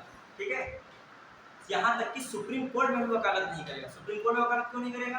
क्योंकि वहां भी वो क्या रहा है, न्यायाधीश रहा है ना, वकील बन जाएगा, उससे नीचे पोस्ट नहीं चली जाएगी। तो सुप्रीम कोर्ट का न्यायाधीश सुप्रीम कोर्ट में तो करेगा ही नहीं, अन्य किसी हाई कोर्ट, किसी भी हाई कोर्ट में वकालत नहीं करेगा। ध्यान रखिएगा, स्टेटमेंट आया है, क्वेश्चन आया। फिर आइए, अब आते थोड़ा सा अलग, ये तो बात क्लियर है कि नहीं बताइए। जो सुप्रीम कोर्ट का जज है, रिटायर हो गया है, वो भारत के किसी भी हाई कोर्ट में वकालत, एडवोकेट के रूप में कार्य नहीं करेगा। बात क्लियर है? अब आ जाइए दूसरी बात, अब हाई कोर्ट का जज की बात आ रही है। हाई कोर्ट का जज ये क्या हो गया है, यदि रिटायर हो गया है, यदि क्या हो गया है, रिटायर हो गया है, तो समझना तर्क के दोनों स्टेटमेंट में बना के था, आप लोग घूम जाते हैं इसमें। आपने एक बार नोट की, एक बात मैं बता रहा हूँ, हाई कोर्ट का जो जज है जब वो रिटायर हो जाएगा तब वह, अब तो वहां का जज है ना, तो सुप्रीम कोर्ट में वकालत कर सकता है कि नहीं कर सकता? आप समझ गए होगी, वहां के लिए तो वो कम है, लेकिन सुप्रीम कोर्ट में ऑलरेडी न्यायाधीश उससे हमेशा से ही बड़े रहे, तो वहां पर तो वकालत कर सकता है। अब आइए, अन्य उच्च न्यायालय में भी वकालत कर सकता है। कहाँ पे कर सकता है? अन्य उच्च न्यायालय में भी वकालत कर सकता है, ध्यान रखिएगा।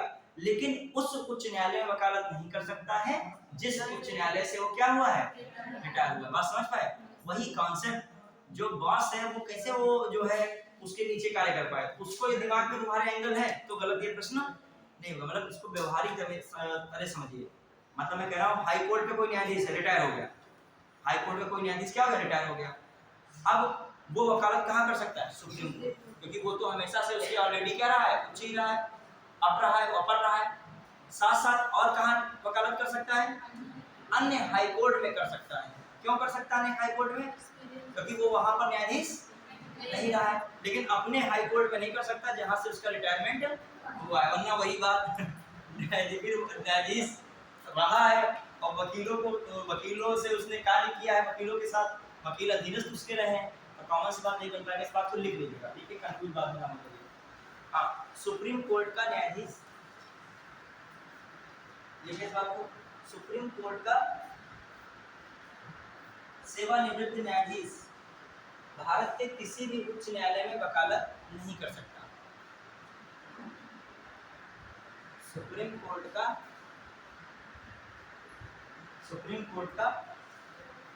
सेवानिवृत्त न्यायाधीश भारत के किसी भी उच्च न्यायालय में वकालत नहीं कर सकता। सुप्रीम कोर्ट में भी नहीं कर सकता, तो कर ही नहीं सकता, कॉमन से कुछ जानी गया होगी। सुप्रीम कोर्ट में कैसे कर सकता? वहां तो क्या रहा है, वो न्यायाधीश ही रहा है, ठीक है। बढ़े आगे, अगली लाइन लिखेगा। मतलब सुप्रीम, ज्यादा दिमाग देखो, कोई चीज जब सरल हुआ तो उसमें बहुत दिमाग में जरूरत नहीं, ज्यादा लगाओगे तो कंफ्यूजन हो जाएगा, ठीक है। नॉर्मल है, सुप्रीम कोर्ट का न्यायाधीश है, रिटायर हुआ, सुप्रीम कोर्ट में तो वकालत करेगा नहीं, और अन्य किसी उच्च न्यायालय में वकालत नहीं कर सकता, बस सिंपल है। फिर आइए, हाई कोर्ट का सेवानिवृत्त न्यायाधीश, हाई कोर्ट का सेवानिवृत्त न्यायाधीश सुप्रीम कोर्ट में वकालत कर सकता है। कहाँ वकालत कर सकता है? सुप्रीम कोर्ट में वकालत कर सकता है,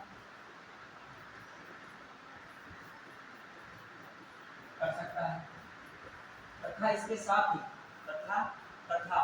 इसके साथ ही तथा अन्य उच्च न्यायालय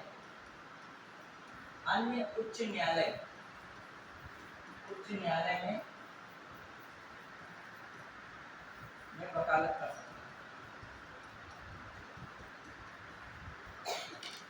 सकता है। ब्रैकेट लिखिएगा, जिस न्यायालय से रिटायर हुआ, जिस हाई कोर्ट से संबंधित हाई कोर्ट में नहीं कर सकता, संबंधित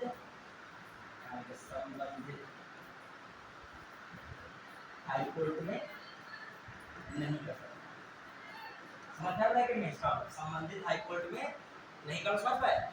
संबंधित हाई कोर्ट का मतलब जिस हाई कोर्ट से वो रिटायर हुआ। बढ़िया, चलिए अब आ जाइए, डालते हैं टॉपिक का नाम सुप्रीम कोर्ट की शक्तियां। डालिए, अब नया टॉपिक है स्टार्ट, सुप्रीम कोर्ट की शक्तियां। सुप्रीम कोर्ट की शक्तियां,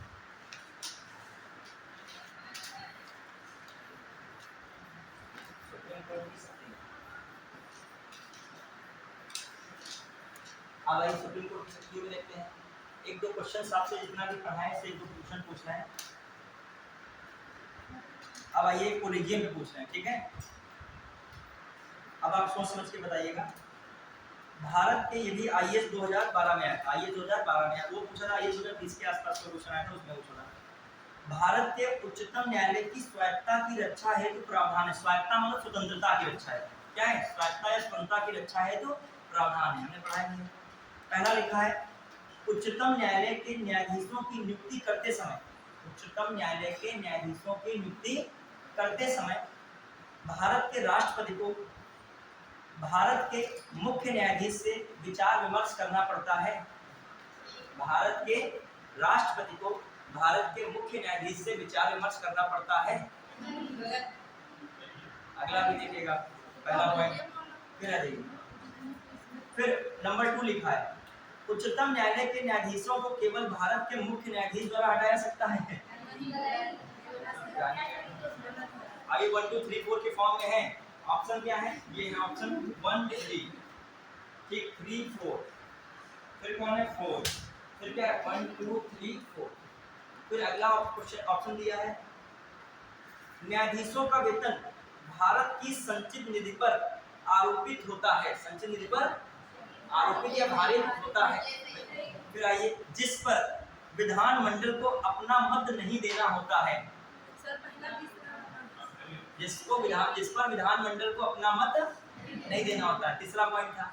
ठीक है, अब आ जाइए, अगला लिखा है, भारत के उच्चतम न्यायालय के अफसरों और कर्मचारियों की सभी की नियुक्तियां सरकार द्वारा भारत के मुख्य न्यायाधीश से विचार विमर्श के पश्चात की जाती हैं।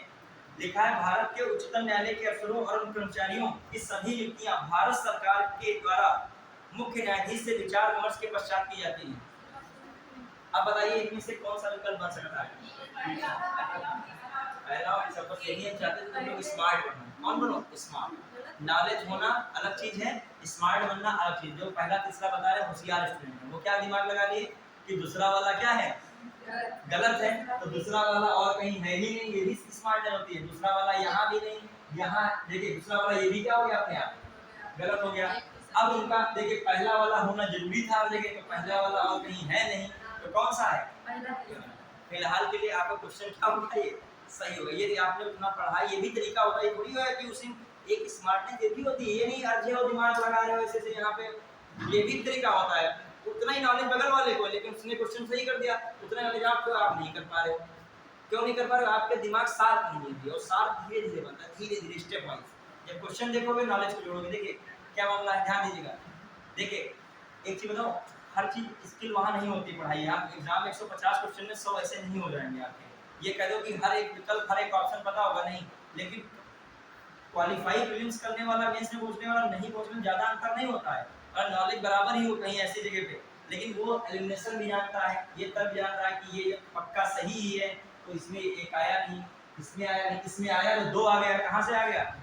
मान ली चार लाइनें आई हैं, तो तुमको 4 लाइनें, तुमको 1 लाइन और 2 लाइन और 3 लाइन वाले पता है। सपोज दैट 1 लाइन नहीं पता, कोई अपराध नहीं है, तुम 3 लाइन के आधार पर क्वेश्चन क्या कर सकते हो, सही कर सकते हो। आइए देखिए पहला सेंटेंस क्या कह रहा था, उच्चतम न्यायालय के न्यायाधीशों की नियुक्ति करते समय भारत के राष्ट्रपति को भारत के मुख्य न्यायाधीश से विचार विमर्श करना पड़ता है। बिल्कुल करना पड़ता है, उसी विचार विमर्श में ही वो पेपर्स आ जाता है जो कोलिजियम वाला है। समझ रहे हो कि नहीं? लाइन तो यही लिखी जाएगी कि राष्ट्रपति से क्या किया जाए, राष्ट्रपति से विचार विमर्श करेगा मुख्य। अब वो मुख्य न्यायाधीश का मामला है कि वो अपने 4 वरिष्ठ सदस्यों से क्या करके आए, विचार विमर्श करके आए। कोलिजियम लिखा हो तब भी सही, ये भी लिखा हो तब भी सही है। अब अगले सेंटेंस है, उच्चतम न्यायालय के न्यायाधीशों को भारत के मुख्य न्यायाधीश द्वारा हटाया। कितना गलत है, तो सबको पता होगा भारत के मुख्य न्यायाधीश कौन हटाएंगे, कौन हटाएगा, राष्ट्रपति। अभी तक पढ़ाते आ रहे हैं, संघ में ज्यादातर सब राष्ट्रपति हटाते हैं, और राष्ट्रपति क्या करते हैं, नियुक्त करते हैं, तो मुख्य न्यायाधीश कहाँ से हटा देंगे, ये गलत हो गया। अगला सेंटेंस आप बताइए, न्यायाधीशों का वेतन भारत की संचित निधि पर आरोपित होता है। अभी हमने पढ़ाया है, और कहा इस पर मतदान नहीं होता है, तो ये भी तो लिखा है, तो ये 3 पक्का क्या हो गया, सही हो गया। फिर अगला सेंटेंस क्या था, भारत के उच्चतम न्यायालय के कर्मचारी हैं, अफसर हैं, इनकी नियुक्ति भारत सरकार द्वारा मुख्य न्यायाधीश की सलाह के पश्चात होती। ये बात गलत है, इसको लिख लीजिए, मैं बता रहा हूँ, लिखिए इसको। आर्टिकल 126-46 के अनुसार लिखिएगा, आर्टिकल 146 के अनुसार, आर्टिकल 146 के अनुसार सुप्रीम कोर्ट में कार्यरत अधिकारियों एवं कर्मचारियों की नियुक्ति, सुप्रीम नहीं, आर्टिकल 146 के अनुसार सुप्रीम कोर्ट में कार्यरत अधिकारियों एवं कर्मचारियों की नियुक्ति सीजीआई द्वारा या सीजीआई द्वारा निर्दिष्ट किसी अधिकारी द्वारा की जाती है। सीजीआई द्वारा या सीजीआई द्वारा निर्दिष्ट किसी अधिकारी द्वारा। फिर देखेगा कि कहीं से ध्यान हटा तो मामला बिगड़ जाएगा। बगल वाला की बात करो तो बच्चे आराम से क्लास में पढ़िए, इसका आनंद लीजिए, ठीक है। हाँ देखिए क्या है, मैं क्या कह रहा हूँ, ध्यान दीजिएगा, फिर मैं लिखे जा रहा हूँ आर्टिकल 146 के अनुसार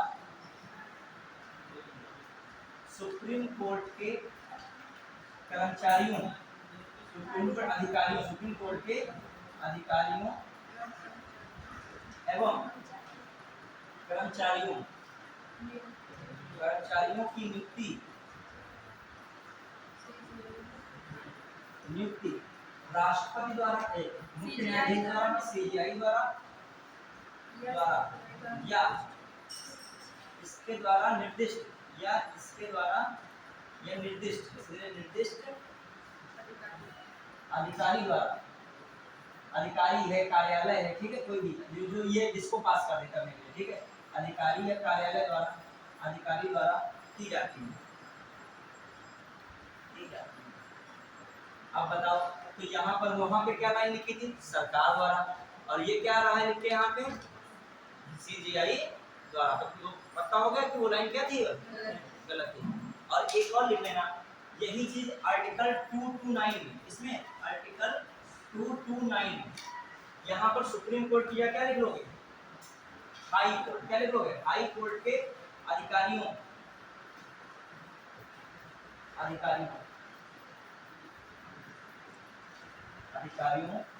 एवं कर्मचारियों की नियुक्ति, अधिकारियों कर्मचारियों की नियुक्ति, ठीक है, हाई कोर्ट के जो मुख्य न्यायाधीश या निर्दिष्ट अधिकारी कार्यालय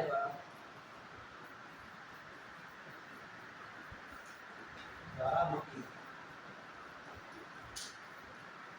ठीक है, समझता है।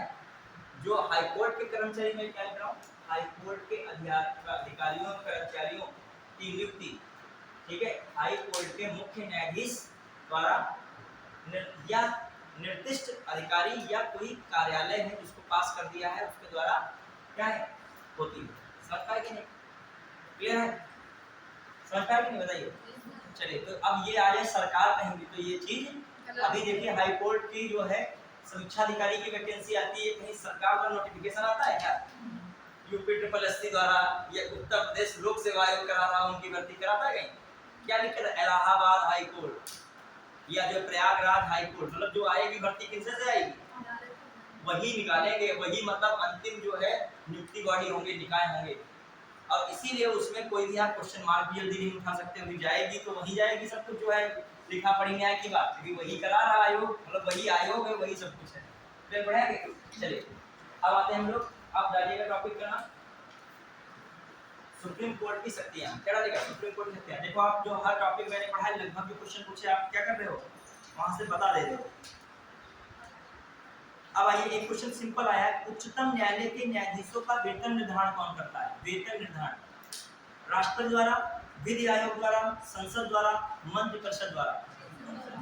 संसद द्वारा कितना सिंपल है, सब लोग ऐसे बोलोगे, इनमें तो लोग दमे नहीं समझ रहे कुछ, कि जो है बहुत कागज पढ़ चुका ना स्टेटमेंट टाइप में, ठीक है। एक और क्वेश्चन बहुत सोच समझ के बताइएगा। जो आईएएस में आता क्वेश्चन, क्या तो मैं आईएएस के क्वेश्चन पूछता हूँ कि आईएएस के क्वेश्चन अच्छे आते हैं तो पीसीएस में आराम से वो हो जाते हैं, पीसीएस भी आते हैं, पीसीएस अभी ये आया था, अब लेकिन वो पीसीएस का पुराना था, लेकिन अब पीसीएस वाला भी कौन क्वेश्चन पूछ रहा है, जो ये यार उनकी पैटर्न हो गया, तभी आईएएस को ज्यादा फायदा मिल जाता है।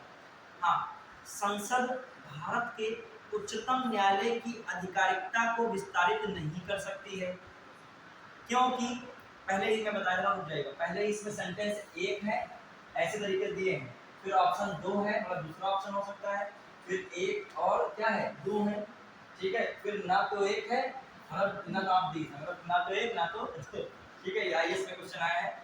अब वही देखो, आईपीसीएस समीक्षा अधिकारी मारा एक और दो, आईएएस का पैटर्न फॉलो नहीं है, बताइए बिल्कुल। हाँ, पहला स्टेटमेंट लिखा, संसद भारत के उच्चतम न्यायालय की आधिकारिकता को विस्तारित नहीं कर सकती है, क्योंकि उसकी आधिकारिकता वही है जो संविधान ने प्रदान की है। आधिकारिकता का मतलब पूरा विस्तार, न्याय क्षेत्र, ये ठीक है, हम मुझे नहीं पता थी, ठीक है।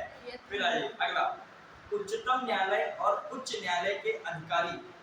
उच्चतम न्यायालय और उच्च न्यायालय लिखा, पूरा समझना पड़ेगा। उच्चतम न्यायालय और उच्च न्यायालय के अधिकारी और सेवक संबद्ध मुख्य न्यायमूर्ति द्वारा नियुक्त किए जाते हैं, और संबद्ध मुख्य न्यायाधीश द्वारा क्या होते हैं, नियुक्त किए जाते हैं। और न्यायालयों का प्रशासनिक व्यय, और न्यायालयों का प्रशासनिक व्यय भारत सरकार की संचित निधि पर भारित होता है। आप सोच सोच के बताइएगा। देखिए पहला वाला सेंटेंस क्या है, संसद भारत के उच्चतम न्यायालय के अधिकारित्व को विस्तारित नहीं कर सकती। अभी तो मैंने बताया कौन सा आर्टिकल विस्तारित करवाता है, 138, और ये बता रहे हैं नहीं कर सकती, तो इसका मतलब ये वाला क्या है, पहले समझिए ये वाला सेंटेंस क्या है, गलत है। आप पढ़े वो बहुत अच्छा है, लेकिन थोड़ा धैर्य पूर्वक उसको मिलान किया, हम पढ़ाते हैं इसे पूरी लाइन लिखा रहे, बुला रहे हैं इसे, यहाँ पे कोई मतलब है, आधार है, ठीक है, वो है, वो थोड़ा शब्द भले अलग हो जाए लेकिन भावार्थ जो वही रहेगा, ठीक है। तो ये वाली लाइन क्या हो गई, गलत है। कि अभी हमने बताया अधिकारिकता का विस्तार संसद 138 के तहत कर दे, नहीं क्षेत्राधिकार की बात हो तो अधिकारिकता। दूसरा सेंटेंस क्या कह रहा है, उच्चतम न्यायालय और उच्च न्यायालय के अधिकारी, ठीक है, और सेवक संबद्ध मुख्य न्यायमूर्ति द्वारा नियुक्त किए जाते हैं, ये तो बात सही है। अगली बात सुनिएगा, और न्यायालयों का प्रशासन, न्यायालयों का प्रशासन का मतलब उच्चतम न्यायालय और उच्च न्यायालय का प्रशासनिक व्यय भारत की संचित निधि पर भारित होता है। देखिए ये सही बता रही है। देखिए हाई कोर्ट का जो वेतन भत्ता है, सब जो कुछ प्रशासनिक का खर्च, वो कौन उठाएगा, राज्य की संचित निधि, और इसने दोनों को एक जोड़ दिया है, क्या कह दिया है, भारत की संचित निधि। समझ पाए बात को कि नहीं, पहले बात समझिए। देखिए यदि आप लैंग्वेज नहीं समझ पा रहे तो भी समस्या धीरे धीरे वो भी समझो, धीरे धीरे स्टेप होगा, तभी मैं क्वेश्चन से आपको जोड़ता हूँ, पढ़ाई को किससे जोड़ता हूँ। देखिए जो से तो नहीं बनेगा बीच में, तो एग्जाम में होगा नहीं, नॉलेज होना अलग है, उसको अप्लाई करना क्वेश्चन में अलग जगह, ठीक है। अब देखिए मतलब ये एक अधिगम की प्रक्रिया है, वहाँ क्वेश्चन सही करने की, नॉलेज पहले ग्रहण करो, पहले जिस टीचर से पढ़ रहे हो, अपने से पढ़ रहे हो, उन सबका एक सम्मिलित रूप बनाओ, दिमाग में एकदम एडजस्ट करके रखो। और दूसरा स्टेप क्या है, उस ज्ञान को क्वेश्चन में क्या कर पा रहे हो, अप्लाई कर पा रहे हो, तभी एग्जाम के करीब आप पहुंचोगे। ये सब प्रक्रियाएं हैं इसकी। अब मैं क्या कह रहा हूँ कि जो सुप्रीम कोर्ट का वेतन, पेंशन, भत्ता, जो भी खर्चा है, वो सब किस पर भारित है, भारत की संचित निधि पर, भारत की। और हाई कोर्ट का जो भी भत्ता है, खर्चा है, व्यय है प्रशासन का, पेंशन नहीं बोल रहा हूँ, पेंशन को छोड़ के जितना भी खर्चा है, हाई कोर्ट है तो राज्य के लिए मैं थोड़ा जिम्मेदार है, तो इस पर इसका किस संचित निधि का क्या लगेगा, इसका राज्य की संचित। और इस प्रश्न में उसने क्या कह दिया है, न्यायालयों का प्रशासन पर व्यय किसका कह दिया है, भारत की संचित निधि पर। तो बताइए गलत नहीं हो गया, न्यायालयों क्यों कह दिया, यहाँ पे बताना चाहिए था कि सुप्रीम कोर्ट का भारत की संचित निधि और हाई कोर्ट का राज्य की संचित निधि, बात क्या होती सही। तो बताइए कौन सा विकल्प निकला, ना तो एक ना तो दो, ठीक है। ये मैं कहता हूँ वही पता है जिसके बाद बहुत जिगरा होता है, दिमाग बहुत होता है, ना तो एक ना तो दो, दो इसी के रुकता है, ठीक है। तो सोच समझ के आराम से, एक्चुअली आप दिमाग लगाते तो कर लेते हैं, ठीक है। आइए अब देखते हैं, हम लोग जाते हैं। अब ये देखिए मैं क्वेश्चन इसलिए अप्लाई करा देता हूँ कि आपके अंदर तर्क शक्ति को क्या हो, डेवलप हो थोड़ा। अब लिख लेगा सुप्रीम कोर्ट की शक्तियाँ, सुप्रीम कोर्ट की शक्तियाँ, सुप्रीम कोर्ट की शक्तियाँ। देखिए क्वेश्चन समझ में आ रहा है, पहले सब लोग, कोई भी ऐसा स्टूडेंट बिल्कुल ऐसा लग रहा हो कि हमें कहाँ बैठा दिया गया है, इसरो की पढ़ाई में, रॉकेट साइंस में ये बताया जा रहा है, वो परवलयाकार प्रक्षेप प्रोजेक्टाइल मोशन समझा रहे हो हमको, ठीक है। चलिए v बराबर u प्लस 80 का फार्मूला समझा रहे हैं, पढ़े हो गैलीलियो के नियम वगैरह। देखिए एससी की शक्तियाँ क्या है समझिएगा। पहले शक्तियों का पहले खाका बनाइए, कौन कौन शक्ति होती है। एक होती है मूल क्षेत्राधिकार, कौन होता है, मूल क्षेत्राधिकार, क्षेत्राधिकार जिसे ओरिजिनल ड्यूरिसडिक्शन कहते हैं। क्या कहते हैं, ओरिजिनल ड्यूरिसडिक्शन। मूल क्षेत्राधिकार या प्रारंभिक क्षेत्राधिकार।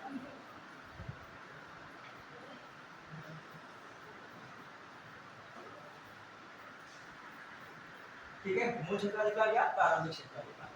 फिर आ जाइए, ज्ञान कहीं से भी मिले सही तो ले लेना चाहिए। ठीक है, यदि मैं टीचर खुद हूँ, कोई टीचर पढ़ा रहा हो तो मैं वहाँ बैठा हूँ, तो मैं उस टीचर का मूल्यांकन नहीं कर रहा हूँ। मुझे पता है टीचर इतने लोगों को पढ़ा रहा है, होमवर्क बहुत अच्छा करके आए होंगे, बच्चों को कोई नहीं पढ़ाता, हम सोचेंगे हम भी अपना रिवीजन कर डालें पीछे के स्टूडेंट के तौर पर। क्या हो, यदि हम बैठे वहाँ हो, सपोज दैट कोई पढ़ा रहा हो, तो हम प्रयास करेंगे, हमारी निगाहें वहाँ पे चलेंगी कि सर देखें क्या शायद ज्योग्राफी पढ़ा, शायद कोई और विषय कोई पढ़ा रहा, कोई भी विषय पढ़ा। पढ़ाई तो ऐसी चीज है, जब देखो तब तैयार करो। पढ़ाई में क्या, अभी हमें क्वालिटी कितना भी पढ़े तब भी हमें क्वालिटी पढ़ना पड़ेगा, क्योंकि आप पढ़ाई एक ऐसी विद्या जितना पढ़ोगे उतना शार्पनेस आएगी उसमें। ठीक है, अब हम इसी में क्यों बोले ये यार ये नहीं होना चाहिए, वो नहीं, वो पढ़ाते चले गए कुलीन उलीन सब बीच बीच हम उसी में पढ़े रहे, वरना हम उसके साथ क्या कर डालते, रिवाइज कर डालते हैं। अब भाई मूल क्षेत्राधिकार क्या है, प्रारंभिक क्षेत्राधिकार। अब ध्यान देकर दूसरा क्या आता है, अपीली क्षेत्राधिकार। याद रखिएगा कौन सा, अपीली क्षेत्राधिकार। फिर जो हम लोग देखें अपीली क्षेत्राधिकार के साथ साथ ध्यान रखिएगा सलाहकार क्षेत्राधिकार। सलाहकार क्षेत्राधिकार। फिर जो हम लोग देखें इसमें कौन कौन विषय के बारे में डिटेल से पढ़ेंगे, तो केवल लिख रहा हूं। ठीक है, फिर जो देखते हैं हम लोग सलाहकार क्षेत्राधिकार के बाद अभिलेख क्षेत्राधिकार या अभिलेख क्षेत्राधिकार। अभिलेख क्षेत्राधिकार, अभिलेख क्षेत्राधिकार। फिर जो हम लोग देखें न्यायाधीश क्षेत्राधिकार। न्यायाधीश क्षेत्राधिकार। न्यायाधीश क्षेत्राधिकार। फिर न्यायाधीश क्षेत्राधिकार के बाद जो है इम्पोर्टेंट क्या है, एक और इम्पोर्टेंट है न्यायिक पुनर्विलोकन। न्यायिक पुनर्विलोकन। न्यायिक पुनर्विलोकन, जुडिशियल रिव्यू या जो है समीक्षा वगैरह, जुडिशियल रिव्यू लिखेगा ज्यादा सही है। देखो न्यायिक पुनर्विलोकन को भी समझेंगे दो तरीके से, एक तो होता है अपने ही निर्णय में सुधार करना, और एक होता है कि कोई विधायी या कार्यपालिक आदेश हो और वो संविधान के विषय पर सही ना हो तो उसमें उसको चेक करना। और एक क्या होता है, अपना निर्णय जो दिया गया है, सुनाया गया कोई आदेश है, उसमें क्या कर देना, परिवर्तन करना। दो न्यायिक पुनर्विलोकन में दो आधार हो जाते हैं, एक है अपने निर्णय में परिवर्तन करना, एक है कोई विधायी सरकार द्वारा कोई आदेश ऐसा आया है जो संविधान के विषय से रिलेवेंट नहीं है, उसको क्या कर रहा है, उल्लंघन कर रहा है उसका, उस पर समीक्षा हो सकती है। तो ये वाला भी दिमाग में रखिएगा, इसमें क्वेश्चन हो जाता है न्यायिक पुनर्विलोकन। अब आइए, अब इसमें हम लोग जो है पहला वाला कौन देख रहे हैं, मूल क्षेत्राधिकार। तो पहला कौन है, अब देखिए थोड़ा सा आर्टिकल में देख लीजिएगा, मूल क्षेत्राधिकार आर्टिकल में मिलान आता है, ऐसे दे देगा मिलान करने में। ठीक है, 131 किसमें आता है मूल क्षेत्राधिकार, 131, और ये 132 से 136 तक कौन आता है, अपीली क्षेत्राधिकार। क्लियर, फिर आ जाइए, अब आइए आर्टिकल सलाहकारी वाला 143, इसमें आता है 143। फिर आइए अभिलेख क्षेत्राधिकार। अभिलेख क्षेत्राधिकार किसमें आता है, 129 किसमें आता है, हाँ 129 में, याद रखिएगा आर्टिकल पूछे आते हैं। फिर न्यायाधीश, अभिलेख न्यायालय का तो अभिलेख क्षेत्राधिकार है, वही मतलब अभिलेख न्यायालय वाला कार्य करेगा तो क्या है, कैसा क्षेत्राधिकार इसका, अभिलेखी क्षेत्राधिकार है। कैसा क्षेत्राधिकार, अभिलेखी, मतलब अभिलेख न्यायालय के रूप में जब कार्य करेगा तो इसका कौन सा क्षेत्राधिकार बन जाएगा, ठीक है। फिर आ जाइए 143 जो आपका कौन है 32 है, इसमें आर्टिकल 32, आर्टिकल 32 केवल 32 है, 32 और 32। और फिर न्यायिक वाला किसमें जाएगा 137। देखिए न्यायिक समीक्षा जो आएगी वो 137 में आती है, और जो अभी न्यायिक पुनर्विलोकन की और बात कहाँ हो रही है सुप्रीम कोर्ट संबंधित, 32 में भी होती है। किसमें हो रही है, 32 में। और किधर की आप लोग कर रहे हैं, हाई कोर्ट किसमें हो जाएगी 226, किसमें हो जाएगी 226। क्लियर, और 227 में भी आती है, 227 में भी। यहाँ पर किसको रख रहे हैं 32। क्लियर? तो अब हमारा पहला वाला ठीक मूल क्षेत्र अधिकार क्या है? क्वेश्चन आते हैं ऐसे आएगा कि ऐसे चार सेंटेंस दे देगा ऊपर, कहेगा सुप्रीम कोर्ट के किस क्षेत्राधिकार के अंतर्गत आता है, चारों ऑप्शन दे देगा इनमें से कोई, तो आपको पता होगा तुरंत टिक लगा दो। पढ़ेंगे पर्टिकुलर नंबर पे कितना आर्टिकल लिखा 32 भी लिख लीजिएगा इधर से और 137 भी लिखिएगा। न्यायिक समीक्षा किसमें हो रही है? अभी समझाऊंगा इसको।